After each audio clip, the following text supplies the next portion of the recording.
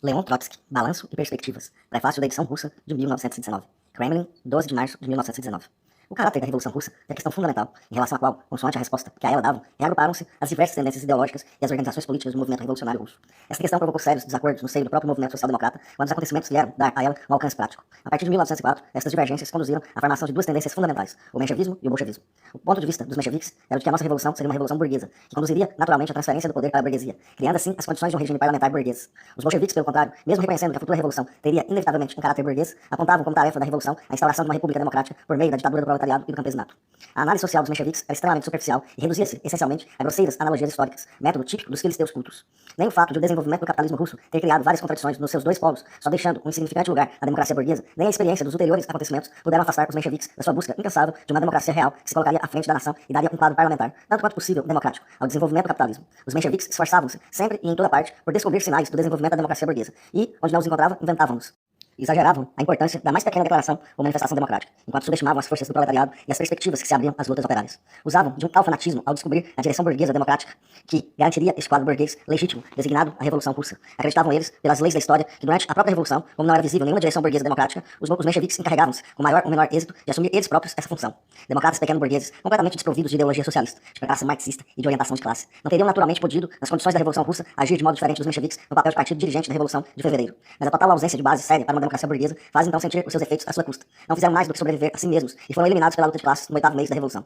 O bolchevismo, pelo contrário, não tinha a mínima confiança no poder e nas forças de uma democracia burguesa revolucionária na Rússia. Reconheceu, desde o primeiro instante, a importância decisiva da classe operária na futura revolução. Mas, quanto ao programa da revolução, os bolcheviques começaram por o limitar à satisfação dos interesses dos milhões e milhões de camponeses, sem e contra os quais a revolução não poderia ser levada a cabo pelo proletariado. É por isso que eles reconheciam, nessa altura, um caráter democrático burguês à revolução.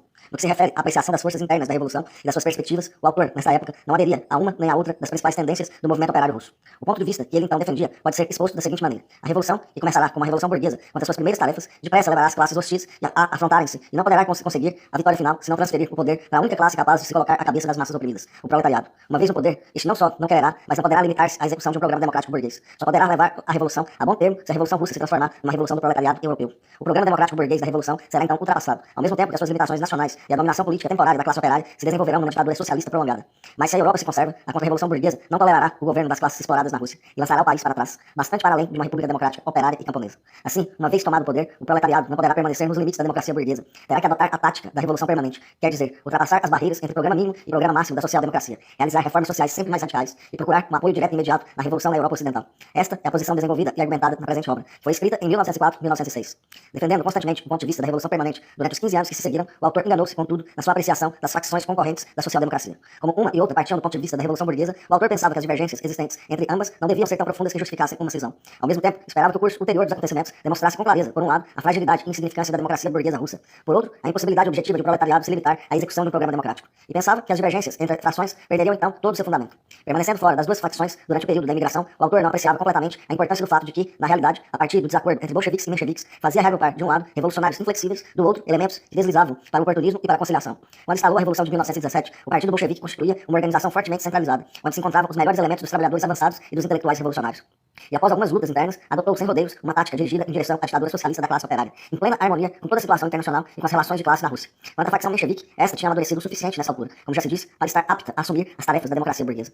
Apresentando ao público uma reedição deste livro, o autor não deseja só expor os princípios teóricos que lhe permitiram, a ele e a outros camaradas, que se mantiveram durante muito tempo fora do Partido Bolchevique, juntar a sua sorte à sorte do partido no início de 1917. Um motivo pessoal como esse não seria suficiente para justificar esta reedição, mas também relembrar a partir de que a análise social e histórica das forças motrizes da Revolução Russa foi tirada à conclusão muito tempo antes de a ditadura do proletariado se tornar um fato consumado, de que a Revolução Russa podia e devia designar como tarefa a conquista do poder pela classe operária. E não seja reeditar sem alteração a brochura, escrita em 1906 e concebida nos seus traços essenciais em 1904, é uma prova suficiente de que a teoria marxista não está do lado dos sucedâneos mencheviques da democracia burguesa, mas sim do lado do partido que transpôs para a realidade a ditadura da classe operária. A prova final da teoria é a experiência. Os acontecimentos dos quais participamos atualmente, o método que seguimos quando neles participamos, foram previstos nas suas linhas fundamentais há 15 anos. Eis a prova irrefutável de que nós aplicamos corretamente a teoria marxista.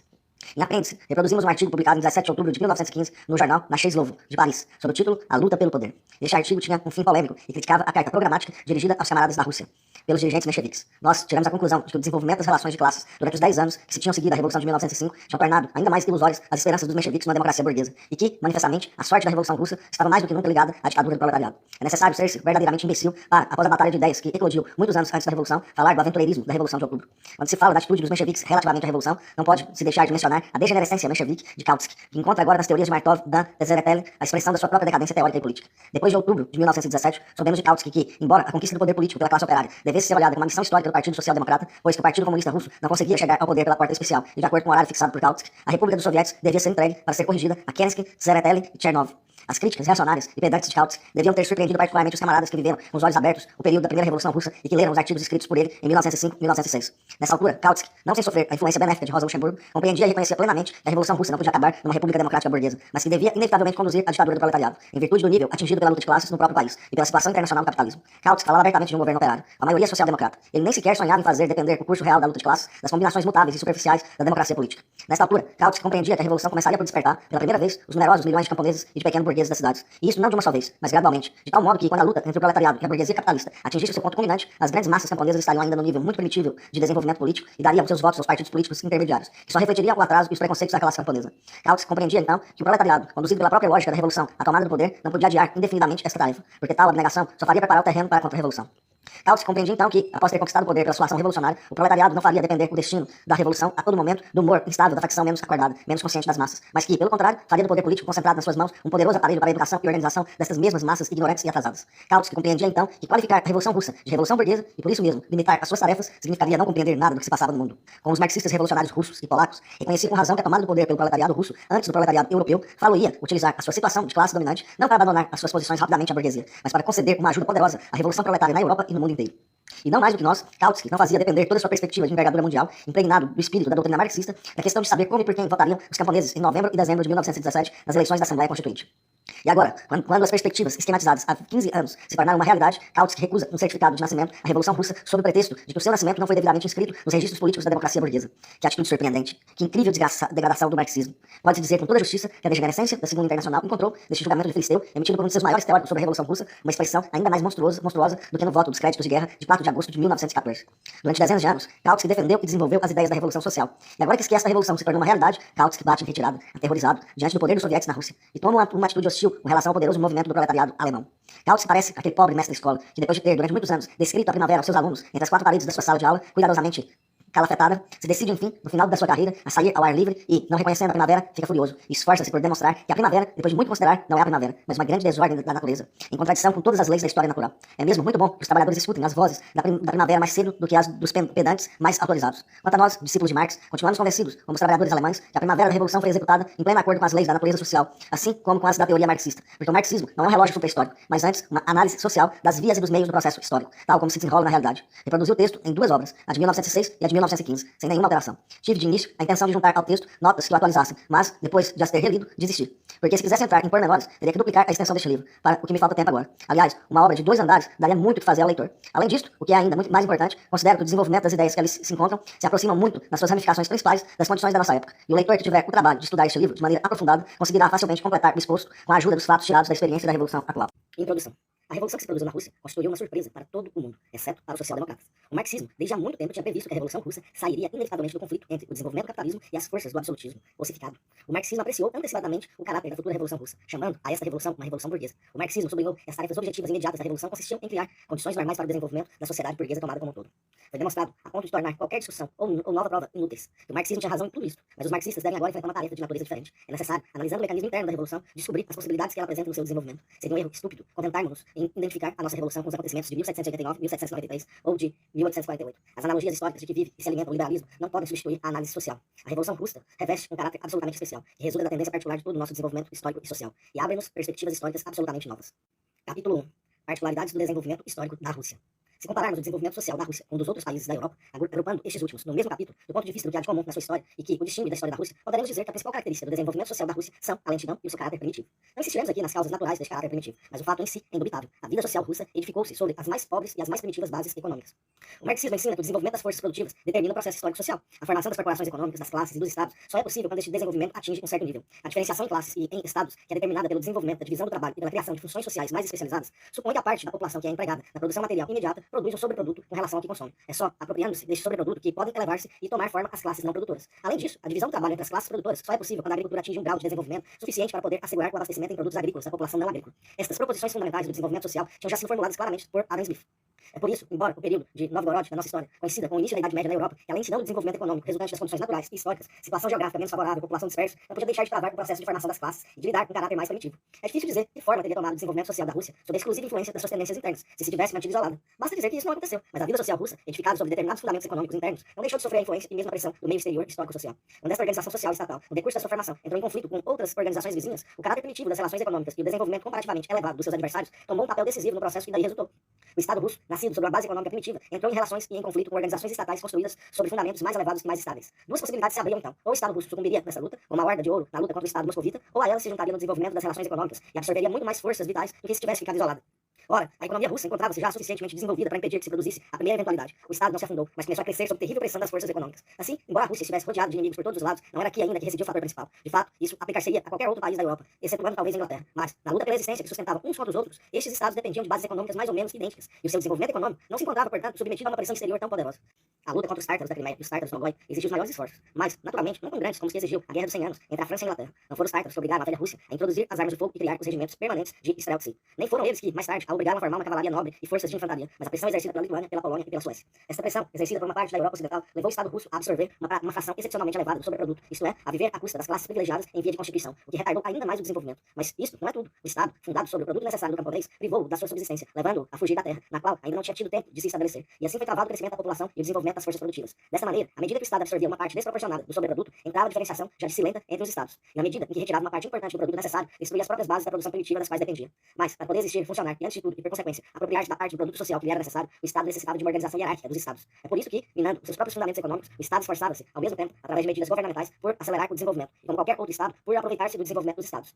Miryukov, historiador da cultura russa, vê aqui um contraste absoluto com a história da Europa Ocidental. Mas não é assim. A monarquia dos Estados da Idade Média, que se tornou um regime de absolutismo burocrático, era uma forma de Estado destinado à consolidação de interesses de relações sociais determinadas. Mas essa forma de Estado, uma vez desenvolvida, tinha seus interesses próprios, os da dinastia, da corte, da burocracia, e entravam em conflito não só com interesses dos Estados inferiores, mas também com os Estados mais elevados. Os Estados dominantes, que constituíam o tabique socialmente indispensável entre as massas do povo e a organização do Estado, exerciam pressão sobre essa última e faziam dos seus próprios interesses o conteúdo da atividade prática do Estado. Contudo, o poder de Estado, como força independente, considerava também do seu próprio ponto de vista os interesses dos Estados mais elevados e resistia às suas aspirações e tentava submetê-los. A história real das relações entre o Estado e os Estados desenvolveu-se ao longo das linhas resultantes, determinadas pela relação das forças. Foi um processo fundamentalmente idêntico que se desenrolou na Rússia. O Estado esforçou-se por utilizar o desenvolvimento dos grupos econômicos a fim de o subordinar aos seus próprios interesses especializados, financeiros e militares. Os grupos econômicos dominantes, por seu lado, esforçavam-se, ao longo do seu desenvolvimento, por utilizar o Estado para consolidar as suas vantagens sob a forma de privilégios de Estado.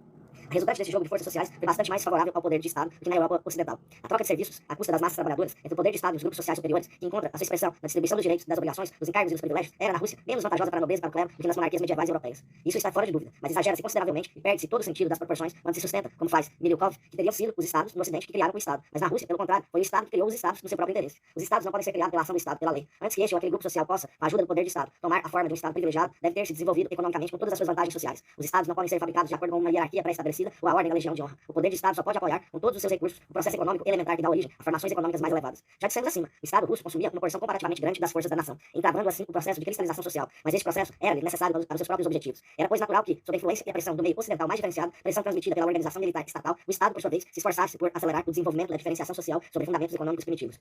Além do mais, era natural que o Estado, constrangido pela fraqueza das formações econômicas e sociais, a recorrer a um tal forçar do seu desenvolvimento, tivesse tentado utilizar o poder preponderante adquirido no exercício do seu papel de tutor para dirigir para seu proveito o desenvolvimento das classes elevadas. Mas quando o Estado pretendia obter maiores resultados nesta via, deparava então com a sua própria franqueza, com o caráter primitivo da sua própria organização, que era determinado, sabemos-lo, por uma estrutura social primitiva. Assim, o Estado russo, construído sobre o fundamento da economia russa, foi lançado para frente pela pressão exercida sobre ele pelos seus vizinhos, os Estados amigos e, sobretudo, os Estados inimigos que se tinham formado em países economicamente mais desenvolvidos. A partir de um certo momento, sobretudo desde o fim do século XVII, o Estado procura por todos os meios acelerar a evolução econômica natural. Novos ramos do artesanato, máquinas e ateliês, produção em grande escala, capital, parecem ser, de algum modo, enxertos artificiais na árvore da economia natural.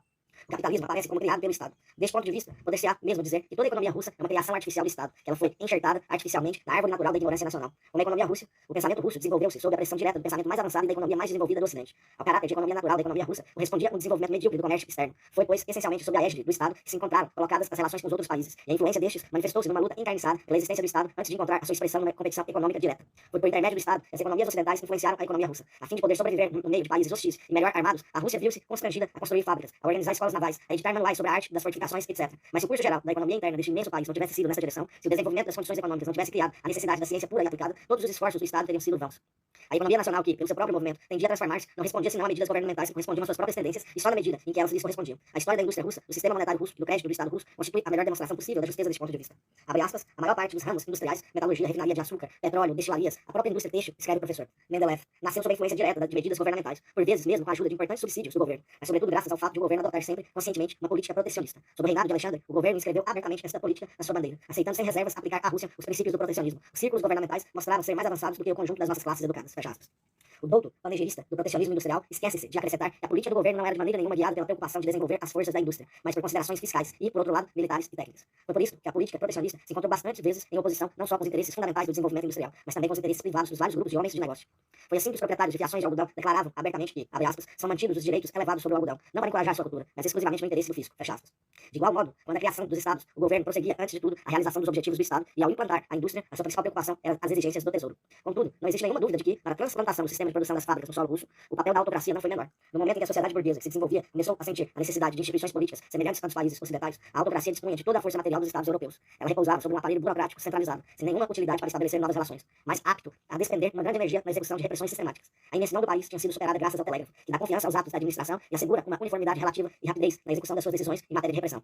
Os caminhos de ferro permitiam à autocracia transportar rapidamente as suas forças armadas de um extremo ao outro do país. Os governos da Europa pré-revolucionária não conheceram o caminho de ferro nem o telégrafo. O exército de que o absolutismo dispunha era colossal, e se ele se revelou ineficaz nas sérias provas de guerra contra o Japão, era bastante eficaz para dominar no interior. Nem o governo da França anterior à Grande Revolução, nem mesmo de 1848, conheceram algo de semelhante ao exército russo de hoje. Submetendo o país a uma extrema exploração através dos seus aparelhos militar e fiscal, o governo elevou o montante do seu orçamento anual até o enorme número de 2.000 milhões de rublos. Sustentado pelo seu exército e pelo orçamento, o governo da autocracia fez da Bolsa Europeia o seu ministro das Finanças, de tal maneira que o contribuinte russo se tornou seu tributário sem esperança. Foi nessas condições que, nos dois últimos decênios do século XIX, o governo russo pôde aparecer ao mundo como uma organização colossal, militar, burocrática, fiscal e bolseira, com um poder invencível. O poderio financeiro e militar da monarquia absoluta não assustou e não ofuscou somente a burguesia europeia, mas também o liberalismo russo, que perdeu toda a confiança na possibilidade de obter satisfação numa prova aberta de força com o absolutismo. No poderio militar e financeiro do absolutismo, parecia excluir qualquer oportunidade, embora mínima, de uma revolução russa. Mas a realidade veio mostrar exatamente o contrário. Quanto mais um governo é centralizado, tanto mais é independente da sociedade, mais cedo se torna uma organização autocrática, colocada acima da sociedade. Quanto mais vastos são os recursos financeiros e militares de uma tal organização, mais tempo e mais frutuosamente pode continuar a sua luta pela existência. O Estado centralizado, com um orçamento de 2.000 milhões de rublos, a sua dívida de 8.000 milhões e o seu exército de numerosos milhões de homens armados, podia continuar a existir bastante tempo depois de ter deixado de satisfazer as necessidades mais elementares do desenvolvimento social. Não só as necessidades mais elementares do desenvolvimento social, não só as necessidades da administração interna, mas até as de segurança militar, para as quais tinha sido formado na sua origem. Quanto mais tempo se mantinha um tal estado de coisas, maior se tornava a contradição entre as necessidades do desenvolvimento econômico e cultural e a política do governo, cuja inércia tinha atingido o máximo. Depois do período das grandes reformas de remendos, que, longe de eliminarem as contradições, as fizeram ressaltar pela primeira vez com uma particular clareza, tornou-se psicologicamente ainda mais impossível o governo tomar, pelo seu próprio movimento, o caminho do parlamentarismo. A situação só oferecia à sociedade uma única saída para as contradições existentes, a acumulação, na caldeira do absolutismo, de uma quantidade suficiente de vapor para fazer explodir. Assim, o poder administrativo, militar e financeiro do absolutismo, que se devia manter, apesar do desenvolvimento social, bastante longe, como pensavam os liberais, de excluir a possibilidade de uma revolução para não deixar outra saída. Além disso, a revolução estaria destinada desde a origem a tomar um caráter tanto mais radical quanto mais profundo é o abismo que separava o absolutismo da nação. O marxismo russo pode sentir-se orgulhoso de ter sido o único a explicar a direção deste desenvolvimento e a predizer as suas formas gerais, enquanto os liberais se moviam no classicismo mais utópico e os narodnik, revolucionários, viviam de fantasmagorias e acreditavam em milagres. Todo o desenvolvimento social anterior tornava a revolução inevitável. Quais eram, pois, as forças motrizes dessa revolução? Capítulo 2. Cidades e capital. As cidades russas são um produto bastante recente da história, mais precisamente um produto dos últimos decênios. No fim do reinado de Pedro I, no primeiro quarto do século XVIII, a população urbana representava um pouco mais de 328 mil pessoas, isto é, 3% da população total do país. No fim do mesmo século, atingia o número de 1.301.000, isto é, 4,1% da população total. Em 1812, a população urbana elevava-se a 1.653.000 pessoas, ou 4,4% do total. Em meados do século XIX, não ultrapassava ainda o número de 3.482.000 pessoas, 7,8% do total. Por fim, o último recenseamento, em 1897, avaliava a população das cidades em 16.289.000 pessoas, aproximadamente 13% da população total. Se nós considerarmos a cidade não só como uma unidade administrativa, mas como uma formação econômica e social, ser-nos necessário admitir que os números citados não representam o quadro exato do desenvolvimento urbano. A história do Estado russo mostra-nos numerosos exemplos em que cartas de voral foram dadas ou retiradas das cidades por causa que nada tinham a ver com uma apreciação científica. Esses números não mostram menos claramente a insignificância das cidades da Rússia anterior à reforma e o seu crescimento febril durante a última década. Segundo os cálculos de Mikhailovsky, de 1885 a 1897, a população das cidades aumentara de 33,80%, aumentou pois 2 vezes mais depressa do que a população russa no total, cujo crescimento era de 15,25% e cerca de 3 vezes mais depressa do que a população rural, de 12,7%. Se lhe acrescentarmos as vilas e aglomerados industriais, a rapidez de crescimento da população urbana, entenda-se, toda a população não agrícola, torna-se ainda mais clara. Entretanto, as modernas cidades russas não diferem somente das antigas pelo número dos seus habitantes, mas também pelo tipo social. São centros comerciais e industriais. A maior parte das nossas antigas cidades não desempenhava praticamente nenhum papel econômico. Eram centros militares e administrativos ou fortalezas. Os seus habitantes eram, sob esta ou aquela forma, funcionários do Estado e viviam à custa do tesouro público. A cidade era, no geral, um centro administrativo, militar e fiscal. Por outro lado, se outros, não funcionários, por motivo de segurança, residiam na área da cidade ou nos seus arredores, isso não os impedia de continuar a exercer os seus ofícios agrícolas. A maior cidade da antiga Rússia, Moscou, era, segundo Miluikov, unicamente um palácio real. Uma parte considerável da população estava ligada à corte, de uma ou de outra maneira, como membros da comitiva do soberano, guardas ou criados. Segundo o recenseamento de 1701, em cada 16 mil chefes de família, mais de 7 mil, isto é, 44% do total, eram lavradores ou artesãos. E mesmo estes viviam na dependência do Estado e trabalhavam para o palácio. Dos restantes 9 mil, 1.500 pertenciam ao clero, os outros à camada social dirigente. Assim, as cidades russas, como as cidades dos regimes de despotismo asiático, contrariamente às cidades artesanais e mercantis da Idade Média Europeia, eram somente construidoras. Nesse mesmo tempo, as cidades ocidentais estabeleciam em princípio com melhor ou pior resultado que os artesãos não tinham o direito de residir nas aldeias. As cidades russas nunca tentaram atingir tais objetivos. Onde estavam, pois, as manufaturas e as ocupações artesanais? No campo, ligadas à agricultura. Em virtude do fraco nível econômico dos impostos elevados do Estado, não pôde constituir-se qualquer acumulação de riqueza, nem instituir-se qualquer divisão social do trabalho. Ao verão mais curto correspondiam ócios invernais mais longos do que no Ocidente. Nessas condições, a manufatura nunca se separou da agricultura nem se concentrou nas cidades. Continuou no campo, como ocupação auxiliar, ao lado da agricultura. Quando na segunda metade do século XIX, a indústria capitalista começou a desenvolver-se largamente, não encontrou à sua frente qualquer artesanato urbano, mas só pequenos artesãos de aldeia. Abre aspas, citação, para 1,5 milhão no máximo de operários de fábrica que há na Rússia, não há menos de 4 milhões de camponeses ocupados em trabalhos ao domicílios, nas suas próprias aldeias, e que continuam ao mesmo tempo a exercer a sua ocupação de agricultor. Eis a classe da qual saíram as fábricas europeias, mas que, em grau algum, participou no estabelecimento das fábricas russas. Fecha aspas, fim da citação. Bem entendido que o ulterior crescimento da população e da sua produtividade lançou as bases da divisão social do trabalho, o que se aplica também naturalmente ao artesanato urbano, mas foi a grande indústria capitalista que se apropriou dessas bases, graças à pressão econômica dos países avançados, se bem que os ofícios das cidades não tivessem tempo de se desenvolver. Os 4 milhões de artesãos rurais constituíram a camada social, cujos membros, na Europa, formaram o núcleo da população das cidades. Entraram nas corporações como mestres ou como companheiros e foram em seguida cada vez mais irradiados das corporações. Durante a Grande Revolução, foi precisamente a classe dos artesãos que formou o núcleo da população dos bairros mais revolucionários de Paris. Este fato, a insignificância do nosso artesanato urbano, teve enormes consequências para a Revolução Russa. O traço econômico essencial da cidade moderna é transformar as matérias-primas fornecidas pelo campo. É por isso que, para a cidade, as condições de transporte são decisivas. Só os caminhos de ferro são aptos a alargar suficientemente as fontes de abastecimento para as massas humanas possam concentrar-se nas cidades. E é o crescimento da grande indústria que torna necessária a concentração da população. Numa cidade moderna, pelo menos numa cidade de alguma importância econômica e política, é a classe dos trabalhadores assalariados, fortemente diferenciada do resto dos cidadãos, que constitui o núcleo da população. E foi essa classe, ainda desconhecida, no essencial durante a Revolução Francesa, a destinada a tomar um papel decisivo na Revolução Russa. O sistema industrial não se contenta em colocar o proletariado no primeiro plano, corta também as asas da democracia burguesa, porque esta, quando das revoluções precedentes, tinha se apoiado na pequena burguesia das cidades, artesãos, pequenos comerciantes, etc. Um outro motivo do papel excepcional desempenhado pelo proletariado é que o capital russo é, em grandes proporções, de origem estrangeira. Foi por esta razão, segundo Kautsky, que o proletariado cresceu bastante mais em número, força e influência que o liberalismo burguês. Como já dissemos mais acima, o capitalismo não se desenvolveu na Rússia a partir do sistema artesanal. Realizou a conquista do país, tendo por detrás dele o desenvolvimento econômico de toda a Europa, e tendo adiante dele, por concorrente imediato, o artesão aldeão, impotente ou o artesão urbano miserável, e como reservatório de força de trabalho, o campesinato, reduzidas em 50% a mendicidade. O absolutismo contribuiu de diversas maneiras para colocar o país sob o jugo do capitalismo. Em primeiro lugar, fez do camponês russo um tributário das bolsas do mundo inteiro. A falta de capitais no país e a constante necessidade de dinheiro por parte do governo criaram um terreno favorável à conclusão de empréstimos estrangeiros usurários. Do reinado de Catarina II ao ministério de White e Dornovo, os banqueiros de Amsterdã, de Londres, de Berlim e de Paris procuraram sistematicamente transformar a autocracia numa colossal especulação bolseira. Uma parte considerável dos pretensos investimentos internos, isto é, investimentos levados a cabo pelas instituições de crédito do próprio país, não se distinguia de qualquer maneira dos investimentos estrangeiros, porque eram, na realidade, cobertos por capitalistas estrangeiros. O absolutismo, que tinha proletarizado e pauperizado o campesinato, cobrindo-o de impostos, transformou os milhões da bolsa europeia em soldados e em navios de guerra, em prisões e em caminhos de ferro. A maior parte dessas despesas era, do ponto de vista econômico, absolutamente improdutiva. O menor inflação do produto nacional partia sob a forma de lucros para o estrangeiro, onde enriquecia e reforçava a aristocracia financeira europeia. Assim, os capitalistas financeiros europeus, cuja influência política nos países de regime parlamentar não cessou de aumentar durante os 10 últimos anos e deixou para trás a dos capitalistas comerciais e industriais, fizeram do governo czarista o seu vassalo, mas não podiam nem queriam tornar-se parte integrante da oposição burguesa no interior das fronteiras russas. Inspiravam-se nas suas simpatias e nas suas antipatias em princípios estabelecidos pelos banqueiros holandeses, Hoppe e companhia, quando formulavam as condições de empréstimos concedidos ao czar Paulo em 1798. Abre aspas, os juros devem ser pagos sem qualquer consideração com as circunstâncias políticas. Fecha aspas. A Bolsa Europeia estava mesmo diretamente interessada no suporte do absolutismo, porque nenhum outro governo poderia garantir uma tal taxa de lucro usurário. Mas o capital europeu não se penetrava só na Rússia pelo canal dos empréstimos de Estado. A soma de dinheiro cujo pagamento absorvia uma boa parte do orçamento do Estado russo regressava ao território russo sob a forma de capital comercial e industrial, atraído pelas riquezas naturais intactas do país, e especialmente pelas forças de trabalho de operários desorganizados que estavam ainda longe de adquirir o hábito de resistir ao capital. O último período do boom industrial russo, de 1893 a 1902, foi também um período de imigração acelerada do capital europeu. Assim, foi um capital que, como no passado, continuava largamente europeu, e cujo poder político tinha seu lugar nos parlamentos francês e belga, que mobilizou a classe operária na Rússia. Reduzindo ao estado de escravatura econômica desse país atrasado, o capital europeu fazia os seus principais ramos de produção e os seus principais meios de comunicação ultrapassar toda uma série de etapas técnicas e econômicas intermediárias, pelas quais tinham sido forçadas a passar nos seus países de origem. Mas quanto menos numerosos foram os obstáculos que encontrou na via da dominação econômica, tanto mais insignificante se revelou o seu papel político. A burguesia europeia saiu do terceiro estado da Idade Média. Em nome dos interesses do povo que ela desejava explorar, levou o estandarte do protesto contra a pilhagem e a violência exercidas pelos dois primeiros estados. A monarquia dos estados da Idade Média, no curso da sua transformação em absolutismo burocrático, apoiou-se sobre a população das cidades em luta contra as pretensões do clero e da nobreza. A burguesia aproveitou-se desta situação para sua própria elevação política. Assim, o absolutismo burocrático e a classe capitalista desenvolveram-se simultaneamente, e quando, em 1789, entraram em conflito, a burguesia mostrou que tinha toda a nação por detrás de si. O absolutismo russo desenvolveu-se sob a pressão direta dos estados ocidentais, copiou seus métodos de governo e a sua administração, muito antes que as condições econômicas internas permitissem a uma burguesia capitalista elevar-se. Numa época em que as cidades russas só representavam ainda um papel econômico absolutamente insignificante, o absolutismo russo dispunha já de um formidável exército permanente, de um aparelho fiscal e burocrático centralizado e já estava irremediavelmente endividado com relação aos banqueiros europeus. O capital ocidental rompeu com a cooperação direta do absolutismo e transformou em poucos anos um grande número de cidades arcaicas em centros comerciais e industriais. Criou mesmo, num curto lapso de tempo, novas cidades comerciais e industriais em lugares até aí absolutamente desabitados. Este capital apareceu frequentemente sob a forma de grandes companhias por ações ao portador. Durante os 10 anos do boom industrial de 1893 a 1902, o total do capital por ações aumentou de 2 bilhões de rublos, enquanto de 1854 a 1892 só tinha aumentado de 900 milhões. O proletariado encontrou-se imediatamente concentrado em massas enormes, enquanto só existia uma burguesia numericamente muito fraca, isolada do povo, semi-estrangeira, sem tradições históricas e unicamente inspirada pela sede de lucro. Capítulo 3, 1789 a 1848 a 1905. A história não se repete. Será conveniente comparar-se ainda e sempre a Revolução Russa com a Grande Revolução Francesa, mas nunca se pode fazer da primeira uma repetição da segunda. O século XIX não passou em vão. O ano de 1848 já difere muito de 1789. Comparadas à Grande Revolução, as revoluções prussiana e austríaca surpreendem pela sua insignificância. Um sentido tiveram lugar muito cedo, e no outro sentido, muito tarde. É necessário à sociedade burguesa um gigantesco desenvolvimento de forças para regular radicalmente as suas contas com os senhores do passado. Isso só é possível pela força da nação unânime, lançando-se contra o despotismo feudal, ou por um amplo desenvolvimento da luta de classes no seio da nação em luta pela sua emancipação. No primeiro caso, que se realizou em 1789 e 1793, a energia nacional, comprimida pela rigorosa resistência da antiga ordem, despendeu-se inteiramente na luta contra a reação. No segundo caso, que ainda não se produziu na história e que, neste momento, consideramos somente uma possibilidade, é uma guerra de classe intestina, no seio da nação burguesa, que produz a energia efetivamente necessária para triunfar das forças obscuras da história. A dura luta interior absorve uma grande quantidade de energia, priva a burguesia da possibilidade de tomar o papel de dirigente, empurra o seu adversário, o proletariado, para o primeiro plano, dá-lhe 10 anos de experiência no mês, coloca-o à cabeça das tarefas e estende-lhe estreitamente apertadas as rédeas do poder. Essa classe resoluta, ignorando as dúvidas, dá um poderoso impulso aos acontecimentos. Uma revolução pode ser levada a cabo por uma nação que se assemelha a um leão preparando-se a saltar. Ou por uma nação que, no decurso da luta, se divide de maneira decisiva a fim de libertar sua melhor parte para o cumprimento das tarefas que é incapaz de cumprir como um todo.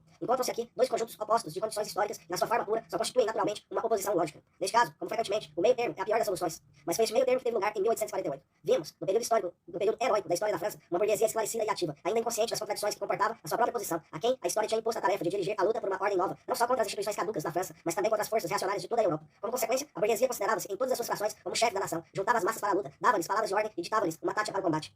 A democracia cimentava com uma ideologia política a unidade da nação. O povo, pequenos burgueses das cidades, camponeses e operários, elegia burgueses como deputados, e as instruções dadas a estes deputados pelos seus constituintes eram escritas na linguagem de uma burguesia que tomava consciência do seu papel de messias. Durante a própria Revolução, os antagonismos de classes revelaram-se, mas subsistiu o poder de inércia na luta revolucionária para varrer do caminho os elementos mais conservadores da burguesia. Nenhuma camada foi rejeitada antes de ser transmitido a sua energia à camada que a seguiu. A nação prosseguiu como um todo a luta pelos seus objetivos, com métodos mais precisos e mais resolutos. Uma vez que as camadas superiores da burguesia rica, rompendo com o núcleo da nação que tinha entrado no movimento, se foram aliar a Luís XVI, as reivindicações democráticas da nação passaram a ser dirigidas contra essa burguesia, e isto conduziu ao sufrágio universal e à república como uma forma lógica inevitável da democracia. A grande revolução foi verdadeiramente uma revolução nacional, e ainda mais a luta mundial da burguesia pela dominação, pelo poder, por uma vitória total, encontrou neste contexto nacional sua expressão clássica. O termo jacobinismo é atualmente uma expressão pejorativa na boca de todos os sábios liberais. O ódio da burguesia contra a revolução, o seu ódio pelas massas, o seu ódio pela força e pela grandeza da história que se faz na rua, concentra-se neste grito de medo e de indignação. É jacobinismo. Nós, o exército mundial do comunismo, regulamos já muito as nossas contas com o jacobinismo. Todo o movimento proletário internacional atual formou-se e reforçou-se na luta contra as tradições do jacobinismo. Submetemos as suas teorias à crítica, denunciamos os seus limites históricos, o seu caráter socialmente contraditório e utópico, a sua fraseologia. Rompemos com as suas tradições e durante decênios tinham sido olhados com a herança sagrada da revolução. Mas nós defendemos o jacobinismo contra os ataques, as calúnias, as injúrias estúpidas do liberalismo anêmico. A burguesia traiu vergonhosamente todas as tradições da sua juventude histórica e os seus atuais mercenários desonram os túmulos dos seus antepassados e desprezam as cinzas dos seus ideais. O proletariado tomou sob a sua proteção a honra do passado revolucionário da burguesia. O proletariado, por mais radicalmente que possa ter rompido na prática as tradições revolucionárias da burguesia, preserva-as, pelo menos, como herança sagrada, herança de grandes paixões de heroísmo e de iniciativa. E o seu coração bate em uníssono com as palavras e atos da Convenção Jacobina. O que é que tomou o liberalismo atraente, senão as tradições da grande Revolução Francesa? Quando é que a democracia burguesa atingiu um tal cume e iluminou uma tal chama no coração do povo, se não durante o período da democracia jacobina, sanculó, terrorista, robespierrista, de 1793? O que é que, a não ser o jacobinismo, tornou e torna ainda possível as muitas variedades do radicalismo burguês manter sob sua influência a esmagadora maioria do povo e mesmo o proletariado francês, numa época em que, na Alemanha e na Áustria, o radicalismo burguês terminou a sua breve história na mesquinhez e na vergonha? O que, senão, a atração do jacobinismo, a sua ideologia abstrata, o seu culto da República Sagrada, as suas declarações triunfantes, que ainda hoje alimentam os radicais e os radicais socialistas franceses, como Clemenceau, Mitterrand, Briand e Bourdieu, e todos esses políticos que sabem, tão bem como os Junkers, de Guilherme II, imperador pela graça de Deus, defender os fundamentos da sociedade burguesa? Eles são desesperadamente invejados pelos democratas burgueses dos outros países. E, contudo, não se privam de lançar calúnias sobre a fonte das suas vantagens políticas, o heróico jacobinismo. Mesmo após tantas esperanças desiludidas, o jacobinismo continua com a sua tradição na memória do povo. O proletariado exprimiu o seu futuro durante muito tempo na linguagem de passado. Em 1840, meio século depois do governo da montanha, 8 anos antes das jornadas de junho de 1848, Heine visitou várias oficinas nos arredores de Saint-Marcel e observou que liam os operários, abre aspas, a parte mais sã das classes inferiores, fecha aspas. Abre aspas, aí encontrei, escreveu ele no jornal alemão, nas edições de 20 cêntimos, vários discursos de Robespierre, assim como brochuras de Marat, a história da Revolução de Cabet, os remotos perniciosos de Cormenin, os livros de Bonarot, de Babeuf e a Conspiração dos Iguais. Tudo produções que exalavam um odor a sangue. Um dos frutos dessa semente aqui, mais cedo ou mais tarde, corre-se o risco de aparecer uma república na França. Fecha aspas. Em 1848, a burguesia era já incapaz de desempenhar um tal papel. Ela não queria, nem podia, empreender a liquidação revolucionária do sistema social que lhe barrava o caminho do poder. Sabemos agora, porque isso era assim. O seu objetivo, e ela tinha perfeita consciência disso, era introduzir no velho sistema as garantias necessárias, não a sua dominação política, mas uma partilha do poder com as forças do passado. Tal era a sabedoria mesquinha da burguesia francesa, instruída pela experiência, corrompida pela traição, amedrontada pelos seus malogros. Ela não se mostrou só incapaz de conduzir as massas ao assalto da velha ordem. Apoiou-se nesta ordem para melhor fazer recuar as massas que a pressionavam. A burguesia francesa conseguiu levar a bom termo a sua grande revolução. A sua consciência era a consciência da sociedade. E nenhuma instituição podia ser instaurada sem ter primeiro passado pela sua consciência enquanto objetivo a realizar, enquanto problema para a sua imaginação política. Recorria muitas vezes a atitudes teatrais a fim de dissimular perante a si mesma os limites do seu próprio mundo burguês. Mas ia para a frente. A burguesia alemã, desde o princípio, bem longe de fazer a revolução, dissociou-se dela. A sua consciência dirigia-se contra as condições objetivas de sua própria dominação. A revolução não podia ser feita por ela, mas só contra ela. As instituições democráticas representavam o seu espírito, não um objetivo pelo qual combatesse, mas uma ameaça para o seu bem-estar. Era necessário, em 1848, uma classe apta a dirigir os acontecimentos sem a burguesia. Uma classe pronta, não só a coagir a burguesia a ir para a frente, mas também, no momento decisivo, a desembaraçar o terreno do seu cadáver político. Nem a pequena burguesia nem o campesinato poderiam preencher essa tarefa. A pequena burguesia urbana não era só hostil ao regime da véspera, como ao de amanhã, ainda mergulhada em relações medievais, mas já incapaz de resistir à livre indústria, mantendo ainda sua supremacia nas cidades, mas cedendo já terreno perante a média e a grande burguesia, apodrecida por preconceitos, atordoada pelo tumulto dos acontecimentos, explorada e exploradora, voraz e impotente da sua vacidade. A pequena burguesia, desamparada, não podia controlar os formidáveis acontecimentos do dia.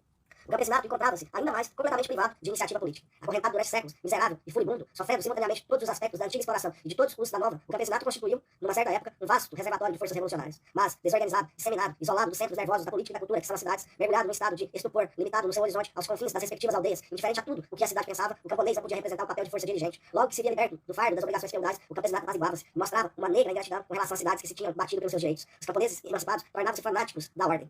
Aos intelectuais democratas faltava a força de uma classe. Durante certo tempo, esse grupo fizeram uma espécie de corte política, a sua irmã mais velha, a burguesia liberal. Depois, abandonaram no instante crítico para revelar a sua própria fraqueza. Debatia-se em contradições não resolvidas e espalhava a sua própria confusão onde quer que fosse. O proletariado era demasiado fraco, faltava-lhe organização, experiência e conhecimento. O capitalismo desenvolvera-se o suficiente para tornar necessária a abolição das antigas relações feudais, mas não o bastante para colocar em primeiro plano, como força política decisiva, a classe operária, nascida das novas relações industriais. Mesmo no quadro nacional da Alemanha, o antagonismo entre o proletariado e a burguesia tinha ido bastante longe para que esta pudesse assumir sem temor o papel de dirigente da nação, e não bastante para permitir que o proletariado o assumisse.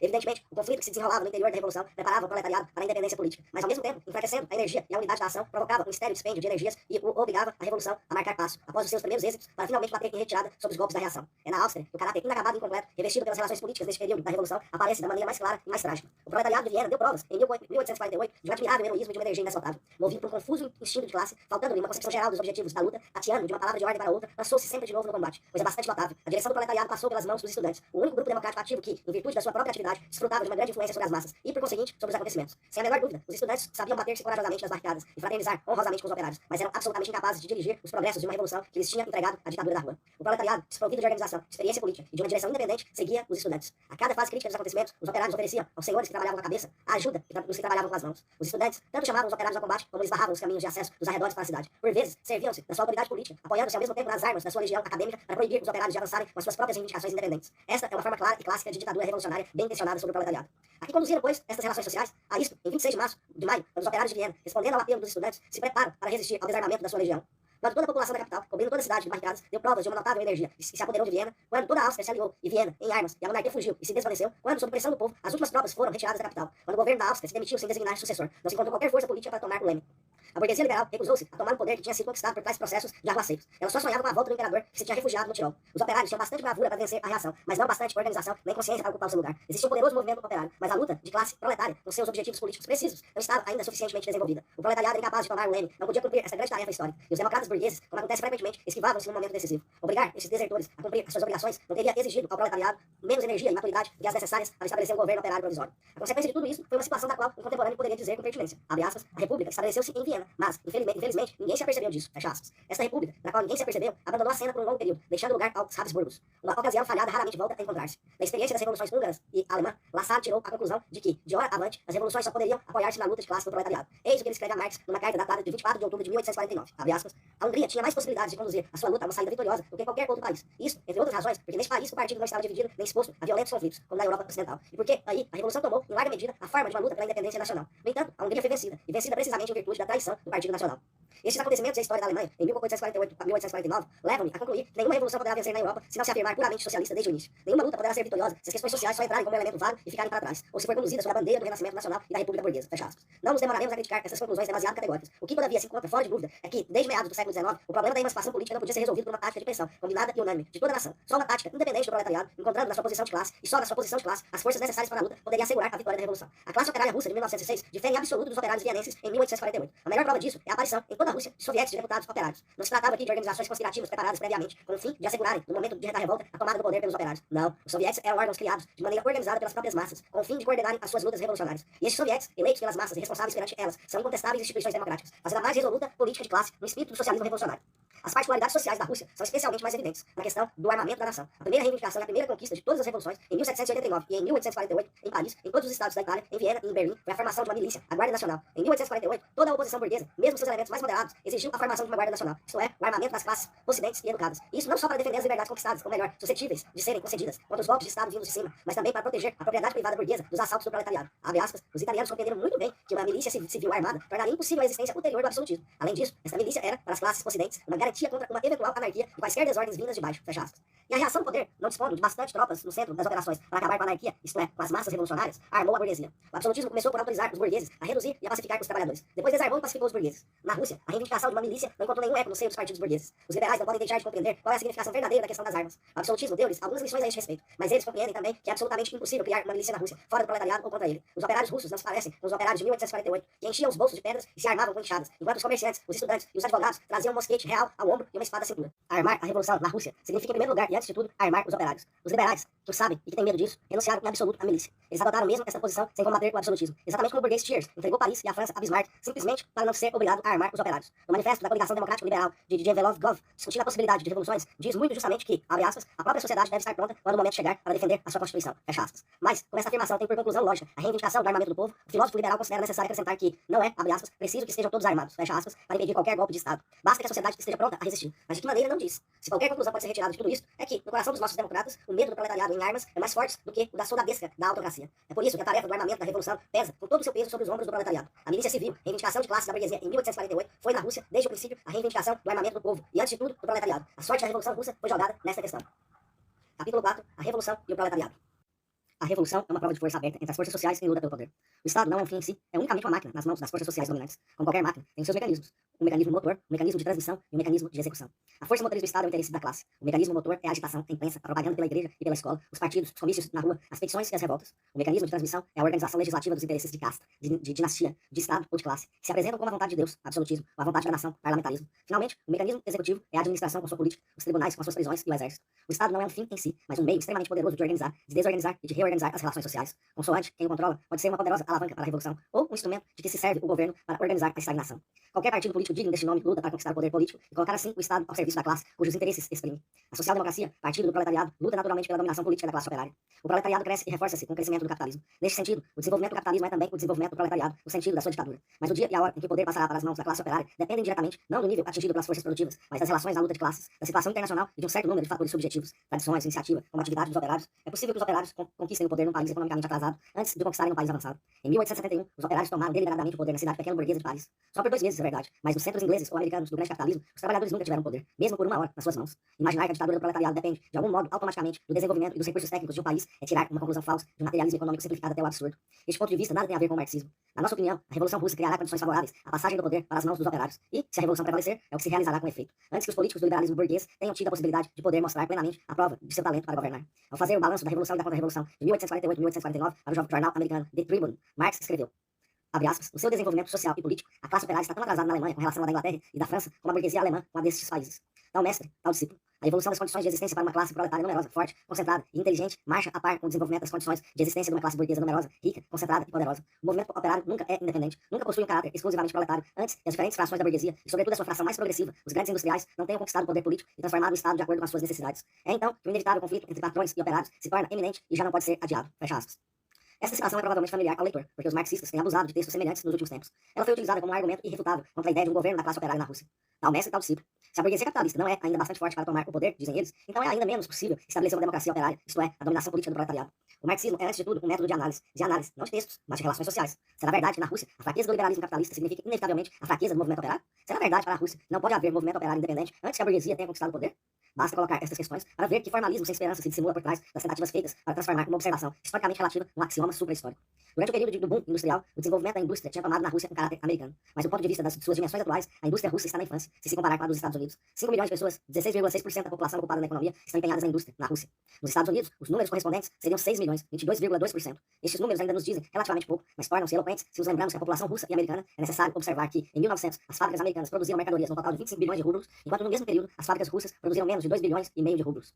Não há dúvida que o número, a concentração, a cultura e a importância política dos operários industriais dependem do grau de desenvolvimento da indústria capitalista. Mas essa dependência não é direta. Entre as forças produtivas de um país e a força política das suas classes interferem, seja qual for o momento, diversos fatores políticos e sociais, com caráter nacional ou internacional, que modificam ou por vezes alteram completamente a expressão política das relações econômicas. Embora as forças produtivas dos Estados Unidos sejam 10 vezes superiores às da Rússia, não é menos verdadeiro que o papel político do proletariado russo, a sua influência sobre a política do país e a sua possibilidade de influir na política mundial no futuro próximo são incomparavelmente maiores do que acontece com o proletariado dos Estados Unidos. Numa obra recente sobre o proletariado americano, Kautsky sublinha que não há relação direta entre o poder político do proletariado ou da burguesia burguesia, por um lado, e o nível de desenvolvimento do capitalismo, por outro. Abre aspas, existem dois estados, escreve ele, que estão em contraste absoluto um com o outro. No primeiro, um dos elementos do modo de produção capitalista desenvolveu-se desmensuradamente com relação ao desenvolvimento do conjunto deste modo de produção. No segundo, o mesmo acontece, mas trata-se de elementos diferentes. Na América, este elemento é a classe capitalista. Na Rússia, é o proletariado. Não há país em que seja mais acertado falar de ditadura do capital do que na América. Mas em parte alguma, adquiriu o proletariado tanta importância como na Rússia.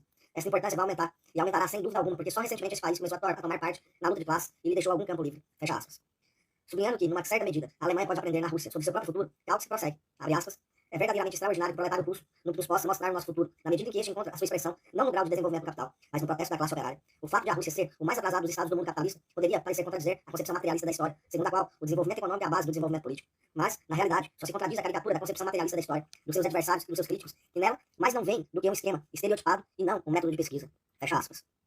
Recomendamos particularmente o estudo dessas linhas aos nossos marxistas russos, que substituem a análise independente das relações sociais por deduções feitas a partir de textos escolhidos para poderem servir em todas as circunstâncias da vida. Ninguém mais compromete o marxismo do que estes marxistas. Assim, do ponto de vista econômico, segundo Kautsky, a Rússia encontra-se no nível inferior de desenvolvimento do capitalismo. Do ponto de vista político, tem uma burguesia capitalista insignificante e um poderoso proletariado revolucionário. Daqui resulta que, abre aspas, a luta pelos interesses de toda a Rússia se tornou o destino da única classe forte atualmente existente no país, o proletariado industrial. É por isso que o proletariado industrial tem uma enorme importância política. É por isso que a luta para libertar a Rússia da carcaça do absolutismo que a abafa se transformou num singular combate entre o absolutismo e o proletariado industrial, um combate singular ao qual os camponeses podem dar uma ajuda considerável, embora nele não possam tomar um papel dirigente. Fecha aspas.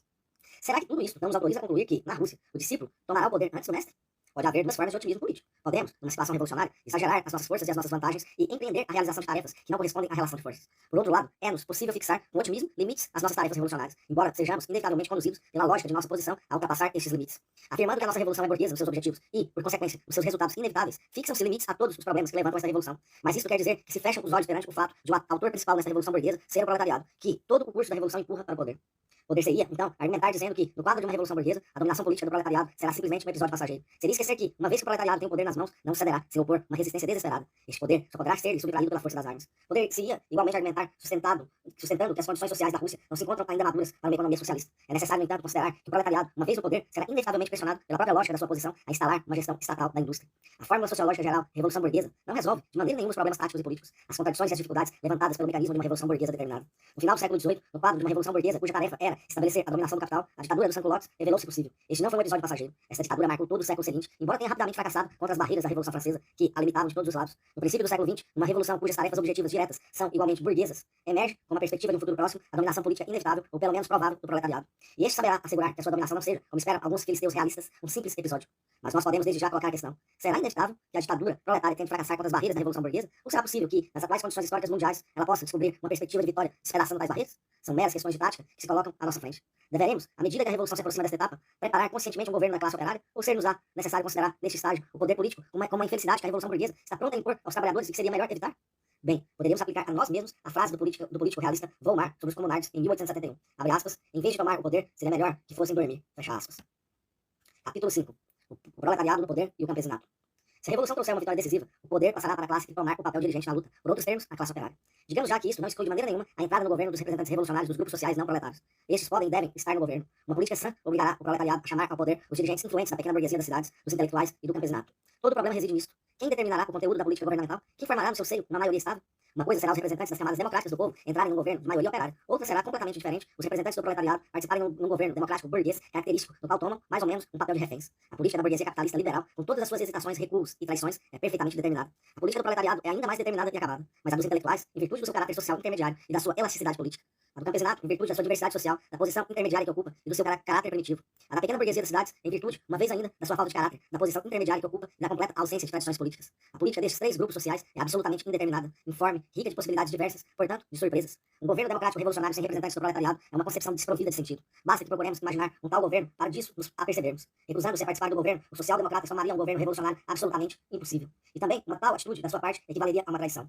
Mas é só como força dominante e dirigente que a participação do proletariado é altamente provável e permitida em princípio. É possível, naturalmente, descrever um tal governo como sendo a ditadura do proletariado e do campesinato, ou a ditadura do proletariado, do campesinato e da inteligência, ou mesmo um governo de coligação da classe operária e da pequena burguesia. Seja como for, a questão não deixa de se poder colocar. Quem exercerá a hegemonia no seio do próprio governo e, por seu intermédio, no país? falando de um governo operário, respondemos por isso mesmo que a hegemonia deverá pertencer à classe operária.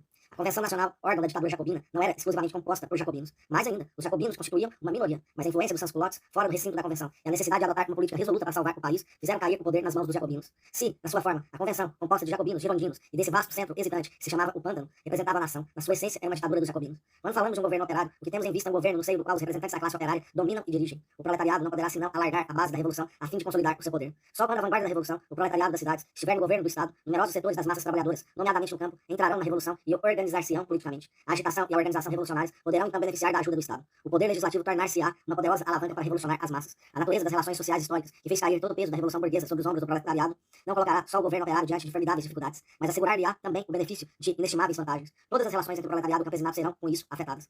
Após a derrota do absolutismo nas revoluções de 1789, 1793 e de 1848, coube aos elementos mais moderados da burguesia ficarem com o poder, e foi esta última classe que emancipou o campesinato.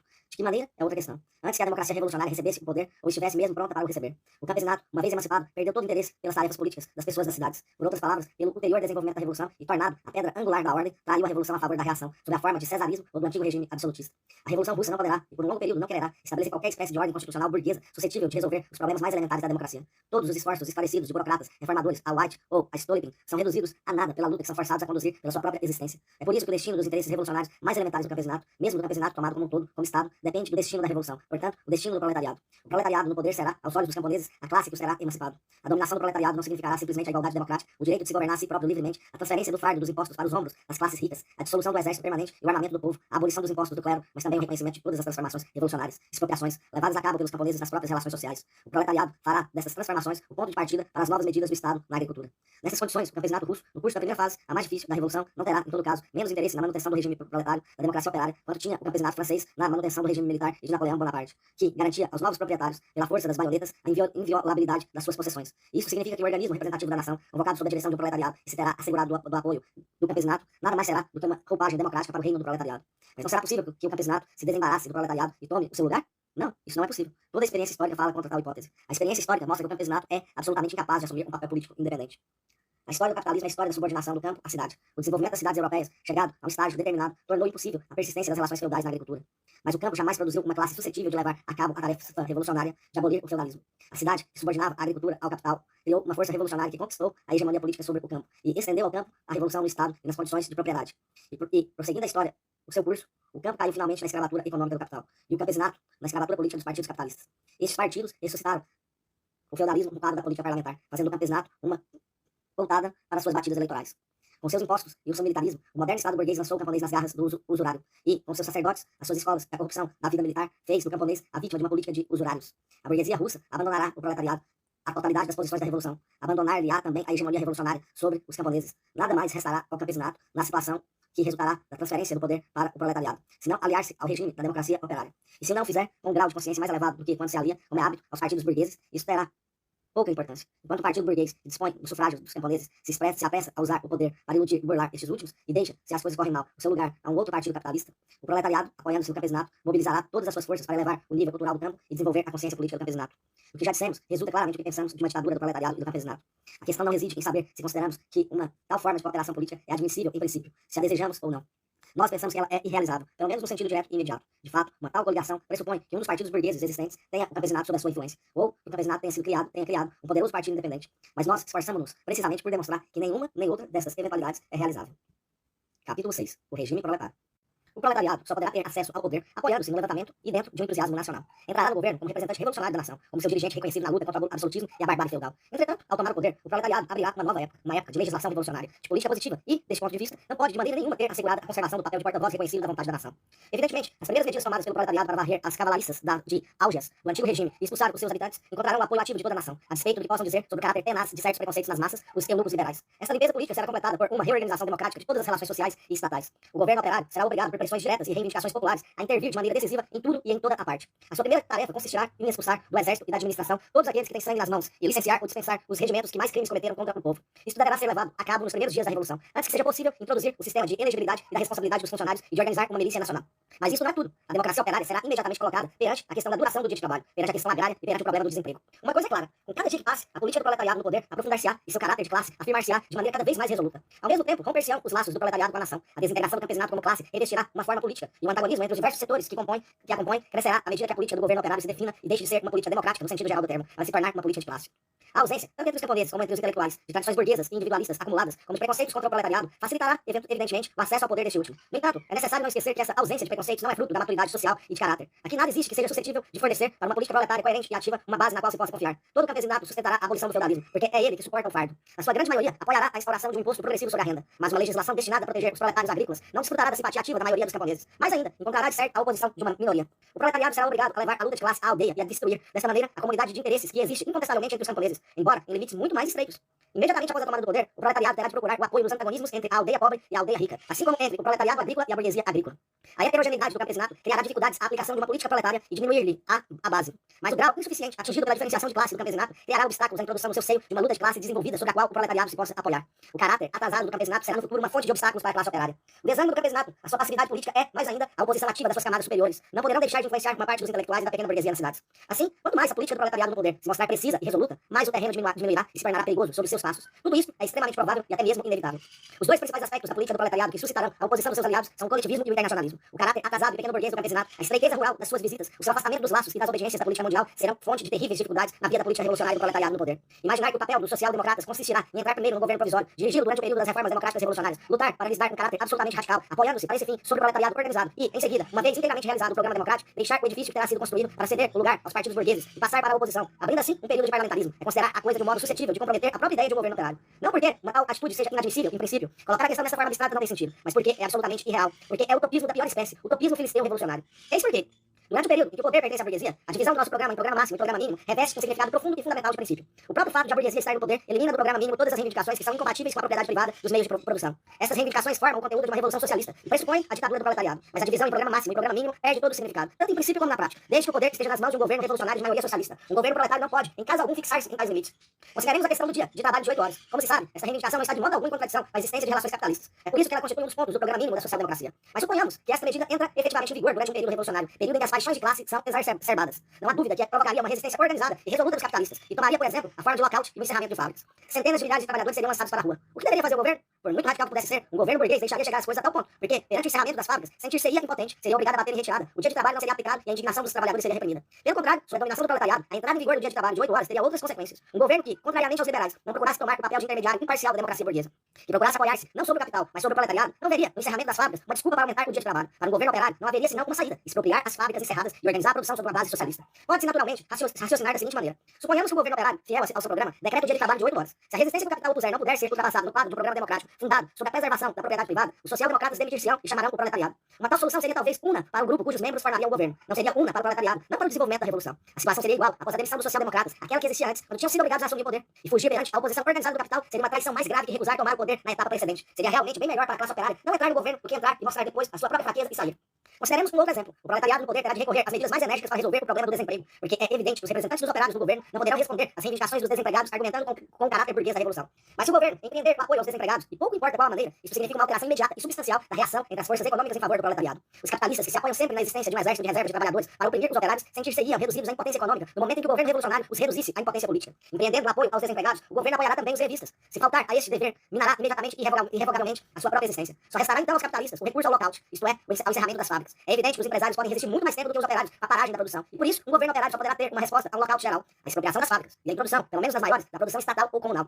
Problemas análogos colocar-se-ão na agricultura, pelo simples fato da expropriação da terra. É absolutamente impossível conceber que um governo proletário, depois de ter expropriado os proprietários onde a produção se fazia em grande escala, os divida em parcelas para pôr à venda e fazer explorar por pequenos produtores. A via única neste domínio é a organização da produção cooperativa, sob controle das comunas ou diretamente do Estado. Mas esta via é que conduz ao socialismo. Tudo isso demonstra sem ambiguidades que seria impossível aos social-democratas entrar no governo revolucionário, comprometendo-se ao mesmo tempo perante os operários sem abandonarem o programa mínimo e relativamente aos burgueses sem ultrapassarem. Um tal comprometimento bilateral não poderia de forma alguma ser mantido. O simples fato de os representantes do proletariado entrarem no governo, não a título de reféns impotentes, mas como força dirigente, desaparece a fronteira entre programa mínimo e programa máximo. Isso quer dizer que o coletivismo coloca-se na ordem do dia. Até onde irá o proletariado por essa via? Isso depende da relação das forças, mas nunca das intenções primitivas do partido proletário. É por isso que não se pode falar de não sei que forma especial de ditadura do proletariado na Revolução Burguesa, de uma ditadura democrática do proletariado ou de uma ditadura do proletariado do campesinato. A classe operária só poderá preservar o caráter da sua ditadura, não renunciando a ultrapassar os limites do programa democrático. Toda ilusão nesse aspecto seria fatal e comprometeria desde o início a social-democracia. Uma vez que o proletariado tenha tomado o poder, lutará por esse poder até o fim. E se é verdade que, nesta luta para manter e consolidar o seu poder, terá que recorrer, especialmente no campo, à arma da agitação e da organização, não poderá deixar de recorrer também a outra arma que constitui para ele a política coletivista. O coletivismo não será apenas a única via pela qual o partido do poder poderá avançar na posição que será a sua, mas também o meio de defender essa posição com o apoio do proletariado. A nossa imprensa progressista lançou um grito unânime de indignação, logo que foi formulada pela primeira vez na imprensa socialista a ideia de revolução permanente, uma ideia que ligava a limitação do absolutismo e da feudalidade a uma revolução socialista, através de conflitos sociais crescentes, de levantamentos nas novas camadas das massas, de ataques incessantes conduzidos pelo proletariado contra os privilégios políticos e econômicos das classes dirigentes. Abre aspas, citação. Gritavam eles, nós já suportamos muitas coisas, mas não toleraremos isto. A revolução se poderá recorrer a medidas excepcionais. O objetivo do movimento de emancipação não é tornar a revolução permanente, mas conduzi-la o mais depressa possível a uma situação legal, e etc. Fecha aspas, fim da citação. Os representantes mais radicais dessa mesma democracia não se arriscam, por seu lado, a tomar uma posição contra a revolução, mesmo do ponto de vista de êxitos constitucionais já adquiridos. Aos seus olhos, esse cretinismo parlamentar que precede a aparição do próprio parlamento não constitui uma arma suficiente na luta contra a revolução proletária. É uma outra via que escolhe, toma uma posição fundamentando-se não sobre a lei, mas sobre o que eles consideram como fatos, sobre as possibilidades históricas, sobre o realismo político e, em última instância, sobre o marxismo. E por que não? O piedoso burguês de Veneza, Antônio, disse-o muito justamente. Abre aspas, o diabo pode citar as escrituras para as suas necessidades. Fecha aspas. Shakespeare, o mercador de Veneza. Estes democratas radicais não olham só como fantástica a ideia de um governo operário na Rússia. Eles negam igualmente que uma revolução socialista seja possível na Europa, em todo o próximo período histórico. As premissas da revolução, dizem eles, não são ainda visíveis. Será verdade? Evidentemente, a questão não se põe em fixar uma data limite para a revolução socialista, mas é necessário fazer ressaltar a perspectiva histórica verdadeira. Capítulo 7. As premissas do socialismo. O marxismo fez do socialismo uma ciência, mas isso não impede que certos marxistas façam do marxismo uma utopia. Roykov, argumentando contra o programa de socialização de cooperação, apresenta da seguinte maneira as premissas necessárias da sociedade futura, firmemente estabelecidas por Marx. Abre aspas, início da citação. As premissas objetivas materiais estão já realizadas? Elas suportariam um nível técnico suficiente para reduzir ao mínimo o móvel do ganho pessoal e o desejo de dinheiro, do esforço pessoal, da empresa e do risco, e que colocaria, por consequência, a produção social em primeiro plano. Um tal progresso da técnica está estreitamente girado a uma dominação quase completa da produção em grande escala em todos os ramos da economia. Já se atingiu este estado? Até mesmo as premissas subjetivas psicológicas, como um desenvolvimento suficiente no seio do proletariado, da consciência de classe até o grau necessário para realizar a unidade espiritual da grande maioria do povo, mesmo esta consciência falta. Nós conhecemos associações de produtores, como na França, as famosas vidrarias de Albi e diversas associações agrícolas, e todavia a experiência francesa mostra melhor que nenhuma outra que as próprias condições que existem num país tão avançado não estão suficientemente desenvolvidas para que predomine a cooperação. Estas empresas são apenas de um tamanho médio, o seu nível técnico não ultrapassa das empresas capitalistas vulgares. Bem longe de estar no primeiro plano do desenvolvimento industrial, de o dirigir em elas não atingem mais do que uma média modesta. Só quando a experiência das associações individuais de produtores indicar que tem um papel dirigente na vida econômica, poderá então dizer-se que se está próximo de um novo sistema. Poder-se-á, então, estar seguro de as condições necessárias à sua existência terem sido realizadas. Fecha aspas. Fim da citação. Com todo o respeito devido às boas intenções de Roykov, devemos reconhecer com desgosto que raramente nos é dado encontrar uma tal confusão a propósito do que se chama as premissas do socialismo, até mesmo na literatura burguesa. Ser-nos-á necessário examinar com certo pormenor essa confusão, se não por Roykov, pelo menos pela importância do problema posto. Roykov declara que não atingimos ainda, abre aspas, um grau de desenvolvimento técnico suficiente para reduzir ao mínimo o móvel do ganho pessoal e o desejo do dinheiro, do esforço pessoal, da empresa e do risco, e que colocaria, por consequência, a produção social em primeiro plano. Fecha aspas. É bastante difícil compreender o que significa essa passagem. O que Roykov quer dizer, aparentemente, é, em primeiro lugar, que a técnica moderna não eliminou ainda suficientemente a mão de obra da indústria. Em segundo lugar, que essa eliminação suporia a dominação quase completa das grandes empresas de Estado em todos os ramos da economia e, por consequência, a proletarização quase completa da população do país inteiro. Tais são as duas premissas do socialismo, abre aspas, firmemente estabelecidas por Marx, fecha aspas. Tentemos imaginar o funcionamento das relações capitalistas, tais como, segundo Roykov, o socialismo as encontrará no seu advento. Abre aspas, a dominação quase completa da produção em grande escala em todos os ramos da indústria, fecha aspas. Isso significa, sobre o capitalismo, já dissemos, a proletarização de todos os pequenos e médios produtores, tanto na agricultura como na indústria, isto é, a transformação de toda a população em proletários. Mas a dominação completa do maquinismo nessas grandes empresas levaria a reduzir ao mínimo o emprego da força de trabalho humana. Por consequência, a esmagadora maioria da população do país, digamos 90%, seria transformada num exército de reserva, vivendo às expensas do Estado, nos asilos para os pobres. Nós dizemos 90%, mas nada nos impede de sermos lógicos e imaginarmos um estado de coisas no qual a totalidade da produção consistiria num único mecanismo automático, pertencendo a um único cartel e não tendo necessidade, como trabalho vivo, senão de um único orangotango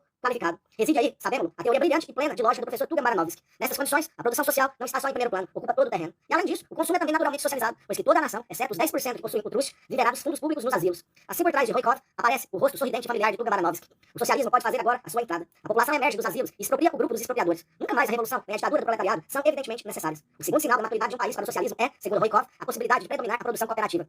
Mesmo na França, a cooperativa vidreira de Albi não está a um nível mais elevado do que qualquer outra empresa capitalista. A produção socialista só se tornará possível quando as cooperativas estiverem, abre aspas, no primeiro plano do desenvolvimento industrial e o dirigirem, fecha aspas. Toda a argumentação está de pernas para o ar. Se as cooperativas não podem tomar o comando do desenvolvimento industrial, não é porque este não tenha ido bastante longe, é porque foi muito longe. Sem dúvida alguma, o desenvolvimento econômico lança as bases da cooperação. Mas de que espécie de cooperação? Se refere à cooperação capitalista, fundada sobre o trabalho assalariado, então cada fábrica oferece-nos o quadro de uma tal cooperação. E a importância dessa cooperação aumenta cada vez mais com o desenvolvimento da técnica. Mas como é que o desenvolvimento capitalista pode colocar as cooperativas no primeiro plano da indústria? Sobre que se fundamenta Roykov para esperar que cooperativas possam prevalecer sobre os cartéis e trustes e tomar o seu lugar à cabeça do desenvolvimento industrial? É evidente que, se isso acontecesse, mas não restaria então as cooperativas do que expropriar automaticamente todas as empresas capitalistas, depois reduzir suficientemente o dia de trabalho para poder dar trabalho a todos os cidadãos e regular o montante da produção dos diversos ramos, de maneira a evitar as crises. As características principais do socialismo estariam então realizadas. Então sim, é claro que nem a revolução, nem a ditadura da classe operária seriam mais necessárias. A terceira premissa é de ordem psicológica. É necessário que, abre aspas, a consciência de classe do proletariado esteja suficientemente desenvolvida para realizar a unidade espiritual da grande maioria da população, fecha aspas, no seio do proletariado social-democrata. Roykov supõe, evidentemente, que o capitalismo, transformando os pequenos produtores em proletários e a massa dos proletários em exército de reserva do trabalho, dará à social-democracia a possibilidade de unir e esclarecer espiritualmente a grande maioria, 90% mais ou menos, do povo. É uma eventualidade tão impossível no mundo da barbárie capitalista como a dominação das cooperativas no quadro da competição capitalista. Mas bem entendido, se isso fosse realizável, a grande maioria da nação, unida em consciência e em espírito, não hesitaria em abater os poucos magnatas do capital e organizaria, sem revolução nem ditadura, uma economia socialista. Uma questão se pode pôr, então. Roykov considera Marx como seu mestre. Ora, Marx, que acabava de indicar, abre aspas, as premissas essenciais do socialismo, fecha aspas, no seu manifesto comunista, considerava a Revolução de 1848 como prólogo imediato da Revolução Socialista. Não é necessário que Marx tenha cometido precisamente este erro? Não se apercebeu ele que as grandes empresas dominavam ainda todos os ramos da indústria? Que as cooperativas de produtores não estavam ainda à cabeça das grandes empresas? Que a maioria do povo não estava ainda unida na base das ideias expostas no manifesto comunista? Se mesmo hoje, vendo bem, tudo isso ainda não se realizou, como é possível que Marx não tenha sido, em 1848, senão um jovem utopista? Embora Roykov não faça parte absolutamente dos críticos de Marx, elimina contudo, do número das premissas essenciais do socialismo, a Revolução Proletária. Mas Roykov não fez senão exprimir, impelindo-as até as suas últimas concepções e dividem nas duas tendências do nosso partido numerosos marxistas. É por isso que interessa examinar os fundamentos principais e metodológicos dos erros que cometeu. Observemos, de passagem, que a argumentação de Roykov, fundada sobre o destino das cooperativas, lhe é própria. Nunca encontramos em parte algumas socialistas que acreditassem, simultaneamente, que a concentração da produção e a proletarização do povo progredissem de modo simples e irresistível, e que as cooperativas de produção adquirissem um papel dominante antes da Revolução Proletária. É muito mais difícil reunir a realização destas duas premissas na evolução econômica do que na cabeça de um indivíduo, embora este último nos tenha, até hoje, parecido impossível. Passemos agora ao exame de duas outras premissas que constituem as conjecturas mais espalhadas. Não há dúvida de que a concentração da produção, o desenvolvimento da técnica e a elevação da consciência das massas são as premissas essenciais do socialismo. Mas estes processos produzem-se simultaneamente, não se reforçam apenas um ao outro, mas também retardam-se e limitam-se mutuamente. Cada um destes processos, a um nível superior, exige um certo desenvolvimento de um deles a um nível inferior, mas o seu desenvolvimento completo para cada um é incompatível com um dos outros. O desenvolvimento da técnica encontra incontestavelmente o seu limite ideal no mecanismo automático único, extraindo as matérias-primas do seio da natureza e dispondo-as aos pés do homem sob a forma de objetos de consumo acabados. Se a existência do sistema capitalista não fosse limitada pelas relações de classe que comporta e a luta revolucionária que daí resulta, teríamos algumas razões para admitir que a técnica, aproximando-se no quadro do sistema capitalista, o ideal do mecanismo automático único, aboliria automaticamente por isso mesmo o capitalismo. A concentração da produção, que resulta das leis da concorrência, tem uma tendência inerente para proletarizar toda a população. E falando nessa tendência, teríamos razão em supor que o capitalismo completaria a sua obra até o fim, se o processo de proletarização não fosse interrompido por uma revolução. Mas é isso que acontecerá inevitavelmente, numa relação de forças determinada, muito antes que o capitalismo tenha transformado a maior parte da nação em exército de reserva, encerrado em casernas e prisões. Sem dúvida alguma que, por fim, graças à experiência das lutas cotidianas e aos esforços conscientes dos partidos socialistas, a consciência progride gradualmente. Se isolarmos esse processo, podemos seguir pela imaginação o desenvolvimento até que a maior parte do povo pertença aos sindicatos e às organizações políticas, e esteja unida por um espírito de solidariedade e pelo reconhecimento de um objetivo único. Se esse processo pudesse realmente ter lugar quantitativamente, sem ser afetado qualitativamente, o socialismo poderia, num dado momento do século XXI ou XXII, ser realizado pacificamente por um ato civil consciente e unânime. Mas toda a questão é que os processos que constituem as premissas históricas do socialismo não se desenvolvem isoladamente umas das outras, mas limitam-se mutuamente. Logo que atingem um certo ponto, que depende de numerosas circunstâncias, mas está em todo caso muito afastado do seu limite matemático, sofrem uma modificação qualitativa. A sua combinação complexa origina então o fenômeno que nós chamamos revolução social. Comecemos pelo processo mencionado em último lugar, o processo da consciência. Esse progresso realiza-se, sabemos muito bem, não nas academias onde se reteria o proletariado artificialmente por 50, 100 ou 500 anos, mas no curso da própria vida. E os operários da sociedade capitalista conhecem sobre todos os seus aspectos, sobre a base de uma luta de classes em de todos os momentos. O progresso da consciência do proletariado transforma a luta de classe, torna-a mais profunda e volta-se cada vez mais em direção ao seu objetivo, o qual, por sua vez, implica uma reação correspondente por parte da classe dominante. A luta do proletariado contra a burguesia atingirá o seu desenlace muito antes de as grandes empresas começarem a dominar todos os ramos da indústria. Além disso, é naturalmente verdadeiro que o progresso da consciência depende do crescimento numérico do proletariado, e que a ditadura do proletariado pressupõe que este se torne suficientemente numeroso para levar de vencida a resistência da contra-revolução burguesa. Mas isso não significa absolutamente que a grande maioria da população se deva tornar proletária, nem a grande maioria do proletariado conscientemente socialista. É claro que o exército conscientemente revolucionário do proletariado deve ser mais forte que o exército contra-revolucionário do capital, enquanto que as camadas intermediárias da população, duvidosas ou indiferentes, devem estar em uma situação tal que o regime da ditadura do proletariado as lance para o lado da revolução em vez de as entregar aos seus inimigos. Eis que a política proletária deve tomar em consideração natural e conscientemente. E tudo isso, por sua vez, pressupõe a hegemonia da indústria sobre a agricultura e a dominação da cidade sobre o campo. Vamos agora, empreender o exame das premissas do socialismo na ordem decrescente de generalidade e na ordem crescente de complexidade. O socialismo não é só uma questão de igualdade na distribuição, mas também de planificação na produção. O socialismo, isto é, a produção cooperativa em grande escala, só é possível quando o desenvolvimento das forças produtivas é suficiente para que as grandes empresas sejam mais produtivas do que as pequenas. Quanto mais as grandes empresas ultrapassarem as pequenas, isto é, mais desenvolvidas estiver a técnica, mais vantajosa do ponto de vista econômico se torna a produção socializada. Mais elevado, por conseguinte, deve ser o nível da cultura de toda a população, em consequência da igualdade na distribuição fundada sobre a planificação da produção. Essa primeira premissa objetiva do socialismo existe desde há muito tempo, desde que a divisão social do trabalho conduziu à divisão manufatureira do trabalho. Existe numa escala ainda maior, desde que a manufatura deu lugar, na fábrica, ao maquinismo. As grandes empresas tornaram-se sempre mais vantajosas. A sua socialização teria enriquecido sempre muito a sociedade. É claro que, se todas as oficinas artesanais se tivessem tornado propriedade coletiva dos artesãos, eles não tinham enriquecido nem mais um tostão. Pelo contrário, a transformação das manufaturas em propriedade coletiva dos trabalhadores parcelares, como a passagem das fábricas para as mãos dos operários que aí estão empregados, ou, mais exatamente, a passagem de todos os meios da grande produção industrial para as mãos de toda a população, elevaria incontestavelmente o nível de vida do povo. E isso, tanto mais quanto mais elevado fosse o estágio atingido pela produção em grande escala. Cita-se frequentemente, na literatura socialista, o exemplo do deputado inglês Bayliss, que, em 1696, um século antes da conspiração de Babeuf, submeteu ao parlamento um projeto de sociedades cooperativas, provendo cada uma inteiramente às suas necessidades. Segundo Bayliss, estas cooperativas de produção deviam compor-se de 200 a 300 pessoas. Não podemos discutir aqui essa tese. Aliás, não é necessária para o que nos propomos. O que nos importa é que, desde o fim do século XVII, a economia coletiva, mesmo concebida em grupos de 100, 200, 300 ou 500 pessoas, era considerada como vantajosa do ponto de vista da produção. Por um lado, o desenvolvimento da divisão social do trabalho, o maquinismo, por outro, fazem com que seja o Estado o único organismo cooperativo que pode utilizar as vantagens da produção coletiva em grande escala. Além disso, tanto por causas econômicas como políticas, a produção socialista não pode confinar-se aos limites dos Estados individuais.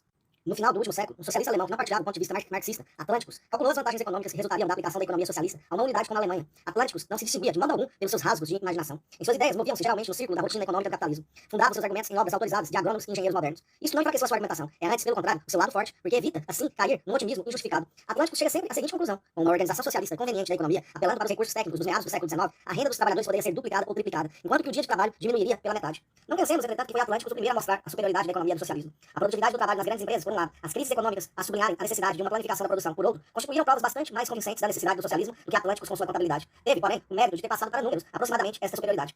Do que precede, podemos concluir que o ulterior crescimento da potência técnica do homem tornará o socialismo sempre mais vantajoso, que as premissas técnicas suficientes da produção coletiva já existem há 100 ou 200 anos, e que na hora atual não é só no plano nacional que o socialismo apresenta uma superioridade técnica, mas também, e essa superioridade é colossal, à escala mundial. Entretanto, não basta apenas a superioridade técnica do socialismo para assegurar a sua realização. Não foi sob uma forma socialista, mas sob uma forma capitalista, que no decurso dos séculos XVIII e XIX se manifestou a superioridade da produção em grande escala. Nem os projetos de Bayers, nem os de Fourier foram aplicados. Por quê? Porque não existiam, na sua época, forças sociais aptas a aplicá-los e prontas a fazê-los. 2. Passemos agora das premissas técnico-produtivas do socialismo às premissas socioeconômicas. Se nos referíssemos aqui não a uma sociedade dilacerada pelo antagonismo das classes, mas a uma comunidade homogênea que escolhesse conscientemente a forma da sua economia, os cálculos de Atlânticos seriam, sem dúvida alguma, absolutamente suficientes para que se empreendesse a construção do socialismo. É, aliás, sob este ângulo de Atlânticos, pertencendo a um tipo de socialistas absolutamente vulgares, considerava a sua obra.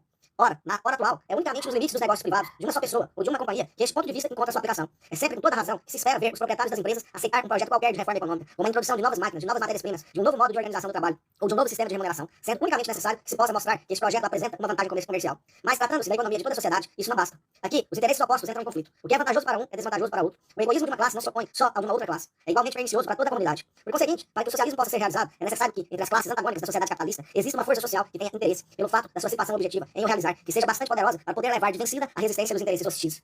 Um dos méritos essenciais do socialismo científico é ter descoberto, teoricamente, essa força social no proletariado, de ter mostrado que esta classe, que se desenvolve inevitavelmente com o capitalismo, só pode encontrar a salvação do socialismo, e que a doutrina do socialismo não pode, com o tempo, deixar de se tornar a ideologia do proletariado. É, pois, fácil compreender o enorme passo atrás que dá Atlânticos ao afirmar que, uma vez demonstrado que, abre aspas, transferindo os meios de produção para o Estado, se pode não só assegurar o bem-estar geral, mas reduzir o dia de trabalho, torna-se inferente saber se a teoria da concentração do capital e do desaparecimento das classes intermediárias está ou não confirmada, fecha aspas. Segundo Atlânticos, desde que tenham sido demonstradas as vantagens do socialismo, abre aspas, não serve para nada repousar nas esperanças que se põem no feitiço do desenvolvimento econômico, é necessário fazer investigações extensas e empreender uma preparação ampla e completa da passagem da produção privada à produção estatal ou social, fecha aspas. Quando a crítica, a tática puramente oposicionista dos social-democratas sugere que se empreenda imediatamente a preparação da passagem para o socialismo, Atlânticos esquece que os social-democratas não possuem ainda o poder necessário e que Guilherme II, Bülow e a maioria do Reichstag alemão, embora tendo o poder nas suas mãos, não tem a menor intenção de introduzir o socialismo. Os planos socialistas de Atlânticos não são, para os Hohenzollern, mais convincentes do que eram, para os Bourbons da Restauração, os planos de Fourier. Não obstante o fato de este último encontrar um fundamento para suas utopias políticas na imaginação apaixonada que mostrava no domínio da teoria econômica, enquanto Atlânticos fundava a sua política, não menos utópica, numa convincente contabilidade de merceeiro, de uma sobriedade de filisteu.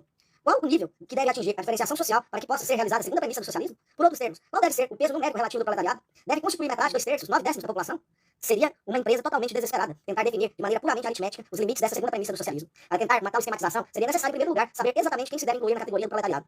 Será necessário incluir aí as vastas classes dos semi-proletários, dos semi-camponeses? Será necessário incluir as massas de reserva do proletariado industrial, que por um lado se fundam no proletariado parasitário dos mendigos e dos ladrões, e por outro lado enchem as ruas das cidades como pequenos comerciantes, representando, com relação ao sistema econômico, tomam no seu conjunto um papel de parasitas? Eis um problema que não é nada simples. A importância do proletariado depende inteiramente do papel que toma na produção em grande escala. Na sua luta pela dominação política, a burguesia apoia-se no poder econômico. Antes de se apoderar do poder político, concentra os meios de produção nas suas mãos. É isso que determina o seu peso específico na sociedade. O proletariado, a despeito de todas as fantasmagorias dos cooperativistas, continuará desprovido dos meios de produção enquanto a revolução socialista não se tornar uma realidade. Os meios de produção pertencem à burguesia, mas é ele o único que os pode pôr em movimento. Daqui resulta a sua força social. Do ponto de vista da burguesia, o proletariado é, pois, um meio de produção que, em conjunto, não constitui mais do que um mecanismo unificado. Mas o proletariado é a única parte do mecanismo que não é automática, e apesar de todos os esforços, não pode ser reduzido à condição de autômato. A sua situação dá ao proletariado o poder de suspender à vontade, parcial ou totalmente, o próprio funcionamento da economia da sociedade, por greves parciais ou pela greve geral. Segue-se que a importância do proletariado, suposta numericamente imutável, cresce na proporção da importância das forças produtivas que põe em movimento. Quer dizer que um proletário de uma grande fábrica é, em igualdade de circunstâncias, uma grandeza social mais elevada do que um operário artesanal, e um operário da cidade uma grandeza mais elevada do que um operário do campo. Por outras palavras, o papel político do proletariado é tanto mais importante quanto mais a produção em grande escala dominar a pequena produção, a indústria dominar a agricultura, a cidade dominar o campo. Consideremos a história da Alemanha e da Inglaterra na época em que o proletariado destes países formava a mesma fração da nação que o proletariado forma hoje na Rússia. Veremos que não só não representava, mas também a sua importância objetiva não lhe permitia representar um papel comparável ao que representa na hora atual o proletariado russo. O mesmo acontece, já vimos, com o papel das cidades. Quando, como é atualmente o caso da Rússia, a população das cidades não era na Alemanha mais do que 15% de todo o país. Era inimaginável ver as cidades alemãs tomarem, na vida econômica e política do país, o papel que tomam hoje nas cidades russas. A concentração das cidades de grandes instituições industriais e comerciais, a ligação estabelecida pelos caminhos de ferro entre as cidades e as províncias, deram às nossas cidades uma importância que excede de longe a que resulta apenas do número dos seus habitantes. A sua importância aumentou muitíssimo mais do que o número da sua população, enquanto o aumento desta, por sua vez, ultrapassou o crescimento natural da população de todo o país. Na Itália, em 1848, o número de trabalhadores artesãos, proletários, mestres independentes em conjunto elevava-se a 15% da população, isto é, tanto quanto os artesãos e os proletários em conjunto na Rússia atualmente. Mas o seu papel era incomparavelmente mais restrito do que o papel representado na Rússia pelo proletariado industrial moderno. É, pois, inútil, deve agora ser evidente, o esforço de definir previamente qual a produção da população total que deve pertencer ao proletariado no momento da conquista do poder político. Daremos alguns números brutos que indicam qual é, na hora atual, a importância numérica relativa do proletariado nos países avançados. Na Alemanha, em 1895, a população ativa, não compreendendo o exército, os funcionários, as pessoas sem profissão definida, era de 20 milhões e meio de pessoas, das quais 12 milhões e meio de proletários, assalariados industriais, assalariados agrícolas e criados. O número de operários industriais ou agrícolas era de 10,75 milhões. Dos 8 milhões restantes, muitos eram na realidade também proletários, como os operários a domicílio e os membros da família que trabalhavam com eles, etc. O número de assalariados na agricultura, tomada à parte, era de 5,75 milhões. A população agrícola constituía 36% de toda a população do país. Estes números, repetimos, são de 1895. Os 11 anos posteriores trouxeram, incontestavelmente, uma enorme mudança no sentido de um aumento da relação entre a população urbana e a população agrícola, que, em 1882, constituía 42% do total da relação entre o proletário industrial e o proletariado agrícola, e, finalmente, do total do capital produtivo por operário industrial. Mas bastam os números de 1895 para mostrar que o proletariado alemão constitui há muito tempo já a força produtiva dominante do país. A Bélgica, com sua população de 7 milhões de habitantes, é um país puramente industrial. Em cada 100 pessoas que têm uma ocupação, 41 pertencem à indústria no sentido estreito do termo, e só 21 à agricultura. Em cada 3 milhões de pessoas, em números redondos, que exercem um ofício lucrativo, cerca de 1,8 milhões, portanto 60%, são proletários. Este número tornar-se-ia mais expressivo se acrescentássemos ao proletariado, fortemente diferenciado, os elementos sociais que lhe são próximos, os pretensos produtores independentes, que, independentes do capital, só na forma, lhes estão na realidade acorrentados, os pequenos funcionários, os soldados, etc. Mas, em primeiro lugar, quanto à industrialização da economia e à proletarização da população, pertence incontestavelmente à Inglaterra. Em 1901, o número de pessoas empregadas na agricultura, na exploração das florestas e na pesca era, neste país, de 2,3 milhões. Na indústria, comércio e transporte, de 12,5 milhões. Vemos que, nos principais países da Europa, a população das cidades ultrapassa em número a dos campos. Todavia, a sua preponderância não está ligada somente à massa de forças produtivas que constitui, mas também à qualidade dos elementos que a compõem. A cidade atrai os elementos mais enérgicos, mais capazes e mais inteligentes do campo. Isso é difícil de provar por estatísticas, embora o exame da composição de idades da população urbana, comparada com a da população rural, forneça uma prova indireta. Este último fato tem uma significação própria. Na Alemanha, calculou-se que havia, em 1896, 8 milhões de pessoas empregadas na agricultura e 8 milhões na indústria. Mas, se dividir a população por grupos de idade, vê-se que a agricultura contava, entre 14 e 40 anos, 1 milhão de pessoas válidas a menos do que a indústria. São, pois, os velhos e os jovens que continuam sobretudo no campo. Tudo isso nos leva a concluir que a evolução econômica, o crescimento da indústria, das grandes empresas, das cidades, do proletariado em geral e do proletariado industrial em particular, já preparou o terreno não só para a luta do proletariado pelo poder político, mas também para a conquista deste poder. 3. Chegamos agora à terceira premissa do socialismo, a ditadura do proletariado. É no plano político que as premissas subjetivas do socialismo se associam às suas premissas objetivas. Em certas condições socioeconômicas precisas, uma classe adota conscientemente um objetivo determinado. A conquista do poder político. Ela une as suas forças, avalia a força do inimigo e aprecia a situação. Mesmo nessa terceira esfera, no entanto, o proletariado não é absolutamente livre. Além dos fatores subjetivos, a consciência, a preparação e a iniciativa, cujo desenvolvimento tem também a sua lógica própria, o proletariado, na execução da sua política, choca-se com um certo número de fatores objetivos, como a política das classes dominantes e as instituições estatais existentes, tais como o exército, as escolas de classe, a igreja de Estado, as relações internacionais, etc. Ocupemos-nos, em primeiro lugar, das condições subjetivas, o grau de preparação do proletariado para a Revolução Socialista. Não basta, naturalmente, que, medida pelo padrão da técnica, a economia socialista tenha tornado vantajosa do ponto de vista da produtividade do trabalho social. Já não basta que a diferenciação social fundada sobre esta técnica tenha criado um proletariado que, em virtude do seu número e do seu papel econômico, seja a classe principal e tenha, objetivamente, interesse no socialismo. É necessário, além disso, que esta classe esteja consciente dos seus interesses objetivos. É necessário que ela compreenda que não existe saída para ela fora do socialismo. É necessário que ela se una num exército bastante poderoso para conquistar uma luta aberta o poder político. Seria estúpido, na hora atual, negar a necessidade do proletariado se preparar para uma tal tarefa. Só os blanquistas, a antiga, podem esperar a vitória da iniciativa de organizações conspirativas estruturadas independentemente das massas. No polo oposto, só os anarquistas poderiam esperar uma explosão espontânea das massas, uma explosão elementar, uma explosão que ninguém poderá dizer como acaba. Os social-democratas falam da conquista do poder como uma ação consciente de uma classe revolucionária. Mas muitos ideólogos socialistas, ideólogos no pior sentido do termo, o de homens que invertem tudo, falam em preparar o proletariado para o socialismo no sentido de o renegar moralmente. O proletariado, a própria humanidade em geral, deveriam primeiramente libertar-se da sua velha natureza egoísta. O altruísmo deveria dominar a vida social, etc. Como estamos ainda bem longe de um tal estado de coisas, e como a natureza humana muda muito lentamente, eis o socialismo adiado por vários séculos. Um tal ponto de vista parece provavelmente muito realista e evolucionista, e etc. Mas é de fato superficial e moralizante. Admite-se que uma psicologia socialista se deve desenvolver antes do advento do socialismo. Por outro termos, que é possível para as massas adquirir uma psicologia socialista sobre o capitalismo. Será necessário, aqui, não confundir o esforço consciente em direção ao socialismo com uma psicologia socialista. Esta última supõe a ausência de motivações egoístas na vida econômica. Enquanto que, se o proletariado aspira ao socialismo e luta pelo socialismo, isso resulta de sua psicologia de classe. Seja qual for o número de pontos comuns que possa haver entre a psicologia de classe do proletariado e a psicologia socialista sem classe, um profundo abismo não deixa de a separar. A luta conduzida em comum contra a exploração cria magníficas manifestações de idealismo, de solidariedade e de sacrifício. Mas, ao mesmo tempo, a luta pela existência individual, o abismo sempre medonho da pobreza, a diferenciação das fileiras dos próprios trabalhadores, a pressão exercida de baixo pelas massas ignorantes e a sua influência corruptora dos partidos burgueses não permitem que essas manifestações magníficas se desenvolvam plenamente. Todavia, embora continue egoísta e filisteu e sem ultrapassar em valor humano o representante médio das classes burguesas, o operário médio sabe por experiência que as suas necessidades e os seus desejos naturais mais simples só poderão ser satisfeitos sob as ruínas do sistema capitalista. Os idealistas exaltam a longínqua geração futura que se tornará digna do socialismo, exatamente como os cristãos exaltam as primeiras comunidades cristãs. Fosse qual fosse a psicologia dos primeiros adeptos do cristianismo, e os atos dos apóstolos relatam casos de roubo da propriedade comum, em todo caso, quando se começou a expandir o cristianismo, não só falhou nos seus esforços para regenerar as almas de toda a população, mas ele próprio degenerou, tornando-se materialista e burocrático. A prática da instrução fraterna de um cristão por outro cristão cedeu lugar ao papismo, à mendicidade errante, ao parasitismo monacal. Em suma, a cristandade, longe de submeter-se-lhes, não foi o fruto das atitudes insuficientes ou da avidez dos pais da igreja, mas sim das leis inexoráveis que fazem depender a psicologia humana das condições da vida social e do trabalho social. Os pais da igreja não fizeram senão demonstrar essa dependência nas suas pessoas. Se o socialismo tivesse por fim criar uma nova natureza humana, nos limites da antiga sociedade, nada mais seria do que uma nova edição das velhas utopias moralizantes. O socialismo não tem por fim criar uma psicologia socialista como premissa do socialismo, mas sim criar as condições de vida socialista como premissas de uma psicologia socialista. Capítulo 8. Um governo operário na Rússia e o socialismo. Mostramos que as premissas objetivas de uma revolução socialista já foram realizadas pelo desenvolvimento econômico dos países capitalistas avançados, mas que poderemos dizer no que diz respeito à Rússia? Por acaso, poderemos esperar que a passagem do poder para as mãos do proletariado russo seja o início da transformação da nossa economia nacional numa economia socialista? Respondemos a esta questão há um ano, num artigo que foi submetido nos órgãos das duas facções do nosso partido ao fogo cruzado de uma severa crítica. Dizíamos nós, abre aspas, a classe operária não esperava milagres da comuna, diz-nos Marx. Já não sabemos hoje esperar milagres imediatos da ditadura do proletariado. O poder político não é tão poderoso, não é todo poderoso. Seria absurdo acreditar que basta ao proletariado, para substituir o capitalismo pelo socialismo, tomar o poder e fazer em seguida alguns decretos. O sistema econômico não é produto de medidas tomadas pelo governo. Tudo quanto o proletariado pode fazer é utilizar com toda a energia possível o poder político para facilitar e encurtar o caminho que conduz à evolução econômica para o coletivismo. Fecha aspas. Abre aspas. O proletariado começará pelas reformas que figuram naquilo que chamam o programa mínimo. E a própria lógica da sua posição obrigá-los a passar diretamente para medidas coletivistas. Fecha aspas. Abre aspas. A introdução do dia de 8 horas e do imposto sobre a renda rapidamente progressiva será comparativamente fácil, embora o centro de gravidade não resida na outorga dos atos, mas na organização da sua realização na prática. Mas a principal dificuldade, e é aqui que se situa a passagem ao coletivismo, residirá na organização pelo Estado da produção das fábricas que tenham sido fechadas pelos seus proprietários em resposta à outorga destes atos. Decretar uma lei para abolir o direito de herança e colocar essa lei em prática será comparativamente uma tarefa fácil. As heranças sob forma de capital dinheiro não embaraçam de certo o proletariado, nem pesarão na sua economia. Mas para preencher a função de herdeiro da terra ou do capital industrial, o Estado operário tem de estar pronto a empreender a organização da produção social. Fecha aspas. Abre aspas, poder-se-á dizer a mesma coisa, mas num grau superior, de expropriação, com ou sem indenização. A expropriação com indenização seria politicamente vantajosa, mas financeiramente difícil, enquanto a expropriação sem indenização seria financeiramente vantajosa, mas politicamente difícil. Mas será na organização da produção que irão encontrar as maiores dificuldades. Repetimos, um governo do proletariado não é um governo capaz de fazer milagres. Fecha aspas. Abre aspas, a socialização da produção começará nos ramos da indústria, em que ela apresenta menores dificuldades. No primeiro período, a produção socializada será limitada a um certo número de oásis, ligados às empresas privadas pelas leis da circulação das mercadorias. Quanto mais se estender o domínio da produção social e mais evidentes se tornarem as suas vantagens, mais sólido se sentirá o novo regime político e mais resolutas se tornarão as medidas econômicas ulteriores do proletariado. Poderá apoiar-se e apoiar-se-á para tomar essas medidas, não só nas forças produtivas nacionais, mas também na técnica do mundo inteiro, exatamente como, na sua política revolucionária, não se apoiará somente na sua experiência das relações de classes no seu país, mas também em toda a experiência histórica do proletariado internacional. Fecha aspas. A dominação política do proletariado é incompatível com a sua escravatura econômica. Seja qual for a bandeira política sob a qual o proletariado tem ascendido ao poder, ele será obrigado a tomar o caminho de uma política socialista. Seria o máximo do utopismo pensar que o proletariado, depois de ter ascendido a dominação política através do mecanismo interno de uma revolução burguesa, possa, ainda que o deseje, limitar a sua missão a criar as condições democráticas e republicanas da dominação social da burguesia. Mesmo que seja temporária, a dominação política do proletariado enfraquecerá num grau extremo a resistência do capital, que tem constantemente necessidade do apoio do Estado, e fará impulsionar um surto gigantesco à luta econômica do proletariado. Os operários não poderão deixar de reclamar o apoio do governo revolucionário para os grevistas, e um governo que se apoia nos operários não poderá recusá-lo. Mas isso terá, como consequência, anular os efeitos da existência dos operários, não só no terreno político, mas também no terreno econômico. Reduzirá a um estado de ficção a propriedade privada dos meios de produção.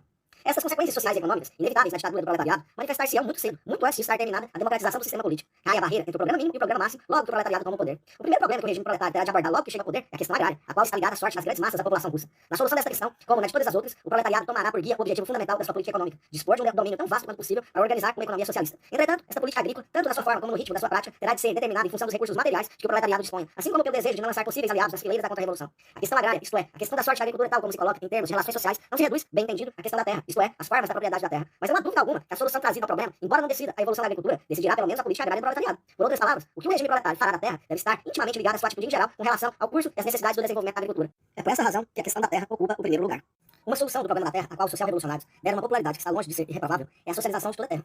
Eis um termo que, uma vez desembaraçado da sua marca ou patente europeia, nada mais significa do que, abre aspas, igualdade no emprego da terra ou a redistribuição negra, fecha aspas. O programa da igual redistribuição da terra supõe, pois, a expropriação de toda a terra, não só da terra que pertence a proprietários privados em geral ou a camponeses proprietários, mas também da terra comunitária. Se nos lembrarmos que a expropriação deve ser um dos primeiros atos do novo regime, isto é, no momento em que as relações da economia mercantil e capitalista são ainda completamente dominantes, teremos de constatar que os camponeses seriam, ou melhor, pensariam ser, as primeiras vítimas da expropriação. Se nos lembrarmos que, durante várias décadas, o camponês pagou um imposto que tornaria sua propriedade da terra, que lhe foi designada em partilha.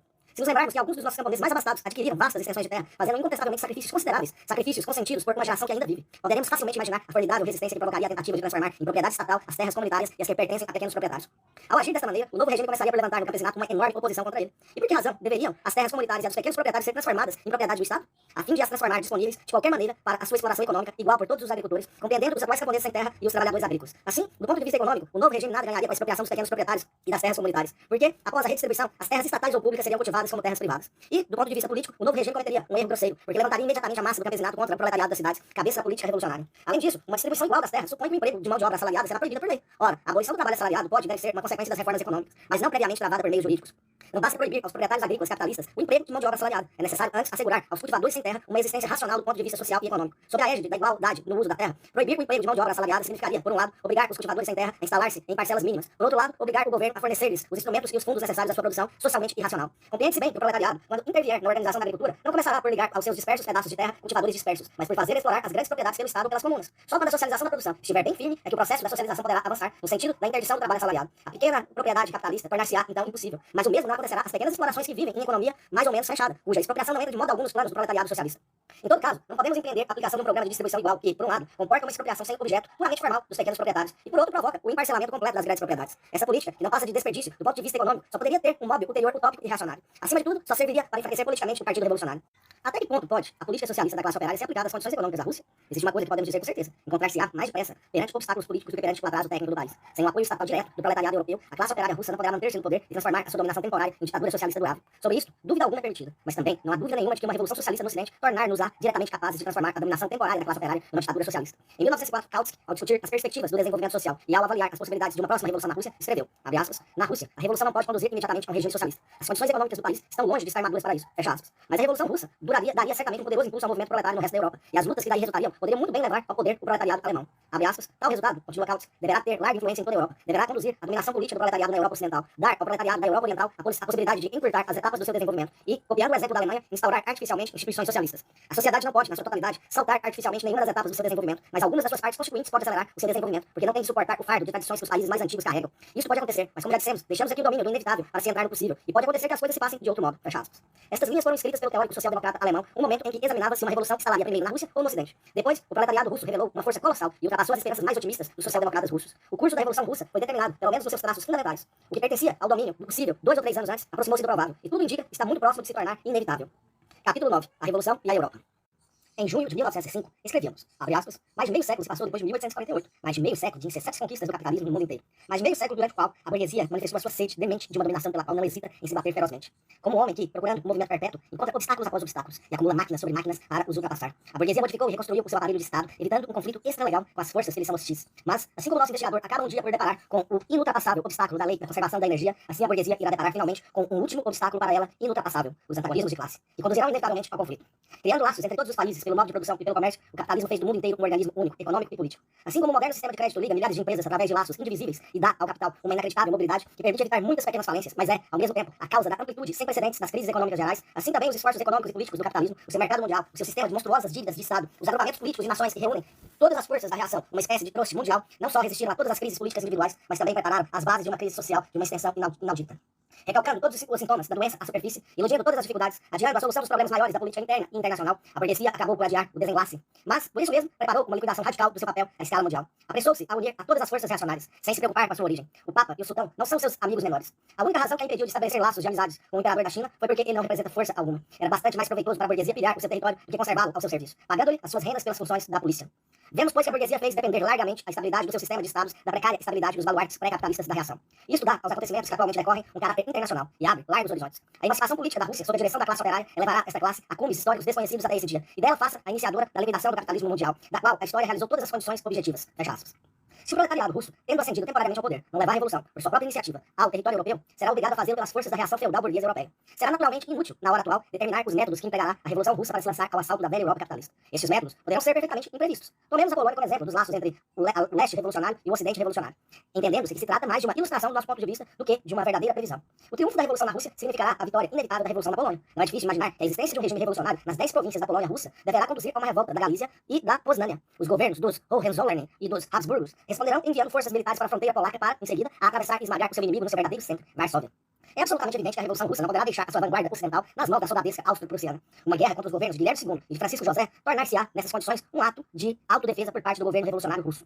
Que atitude adotará então o proletariado da Áustria e da Alemanha? É evidente que não poderia ficar passivo enquanto os exércitos destes dois países conduzem uma cruzada contra-revolucionária. Uma guerra entre a Alemanha feudal burguesa e a Rússia revolucionária conduzirá inevitavelmente a uma revolução proletária na Alemanha. A quem esta afirmação parecer demasiado categórica, respondendo, pedindo-lhe que procure o acontecimento histórico que teria mais possibilidade de levar os operários alemães e os reacionários alemães a uma prova aberta de força.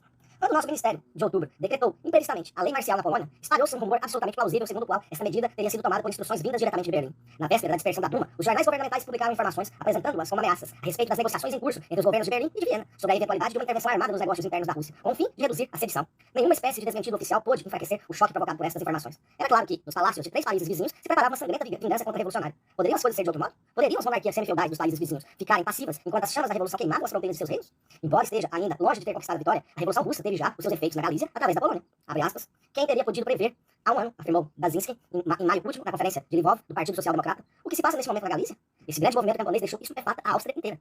Esbaraz elegeu um social-democrata para o lugar de vice-preboste do Conselho Regional. Camponeses publicaram um jornal socialista revolucionário destinado aos camponeses, intitulado A Bandeira Vermelha. Realizam-se grandes comícios de camponeses de mais ou menos 30 mil pessoas. Manifestações atravessam as aldeias da Galícia, outrora tão calmas e apáticas, brandindo bandeiras vermelhas e cantando hinos revolucionários. O que acontecerá quando o anúncio da nacionalização do solo vier da Rússia e atingir esses camponeses miseráveis? Fecha aspas. Há mais de 2 anos, no decurso de uma discussão com o socialista polaco Luznia Kautsky, apontou que a Rússia não deve ser já considerada como uma brilheta ligada aos pés da Polônia, nem a Polônia como uma peça de ponta oriental da Europa revolucionária, cravada como unha nas estepes da barbárie moscovita. Se a Revolução Russa se desenvolver e conseguir a vitória, a questão polaca, segundo Kautsky, abre aspas, encontrará a sua acuidade, mas não no sentido que pensa Luznia. A sua ponta dirigir-se-á não contra a Rússia, mas contra a Áustria e a Alemanha. E se a Polônia serve a causa da Revolução, o seu dever será não defender a Revolução contra a Rússia, mas estendê-la à Áustria e à Alemanha. Fecha aspas.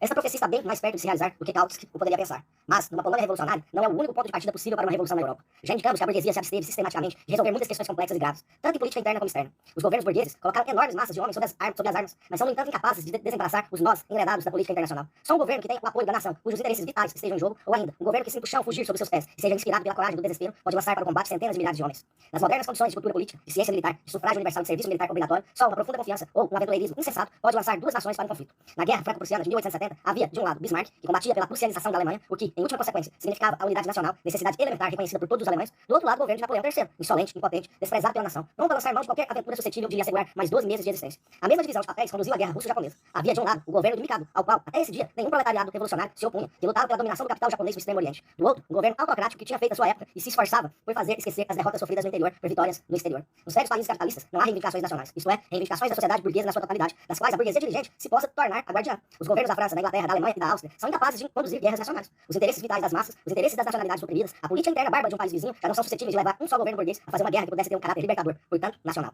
Por outro lado, ainda, os interesses dos larápios capitalistas que conduzem, de tempos a tempos, este ou aquele governo a entrar em conflito e a mostrar a sua força ao mundo, não podem suscitar qualquer resposta das massas. E é por isso que a burguesia não pode ou não quer proclamar nem conduzir guerras nacionais. E aqui conduzem as guerras antinacionais modernas. É o que se pode ver nas duas experiências recentes, na África do Sul e no Extremo Oriente. A severa derrota sofrida pelos conservadores imperialistas na Inglaterra não é devida, em última análise, às lições da guerra contra os Boers, uma consequência bastante mais importante e mais ameaçadora da política do proletariado britânico que, depois de ter começado, avançará com botas de 7 léguas. Quanto às consequências da guerra russo-japonesa, são para o governo de São Petersburgo suficientemente conhecidas para que seja necessário ocupar-nos delas. Mas, independentemente dessas duas experiências, desde o momento em que o proletariado europeu começou a levantar-se pelas suas próprias forças, os governos europeus recusaram-se sempre a colocá-lo perante a alternativa da guerra ou da revolução. É precisamente porque temem a revolta do proletariado, os partidos burgueses são obrigados, no próprio momento em que votam somas monstruosas para as despesas militares, a fazer declarações solenes a favor da paz, a sonhar com tribunais internacionais de arbitragem e mesmo com a Organização dos Estados Unidos da Europa. Essas piedosas declarações não podem, naturalmente, abolir os antagonismos entre estados, nem os conflitos armados. A paz armada que se instaurou na Europa após a Guerra Franco-Prussiana estava fundada no equilíbrio de forças que não supunha somente a inviolabilidade da Turquia, a partilha da Polônia e a salvaguarda da Áustria, esse manto de alerquim etnográfico, mas também o suporte do absolutismo russo armado até aos dentes, nas suas funções de polícia da reação europeia. A guerra russo-japonesa deu um severo golpe neste sistema, mantido artificialmente, no qual a autocracia ocupava uma posição de primeiro plano. A Rússia desapareceu por uns tempos do pretexto conserto das potências. O equilíbrio entre as potências estava destruído.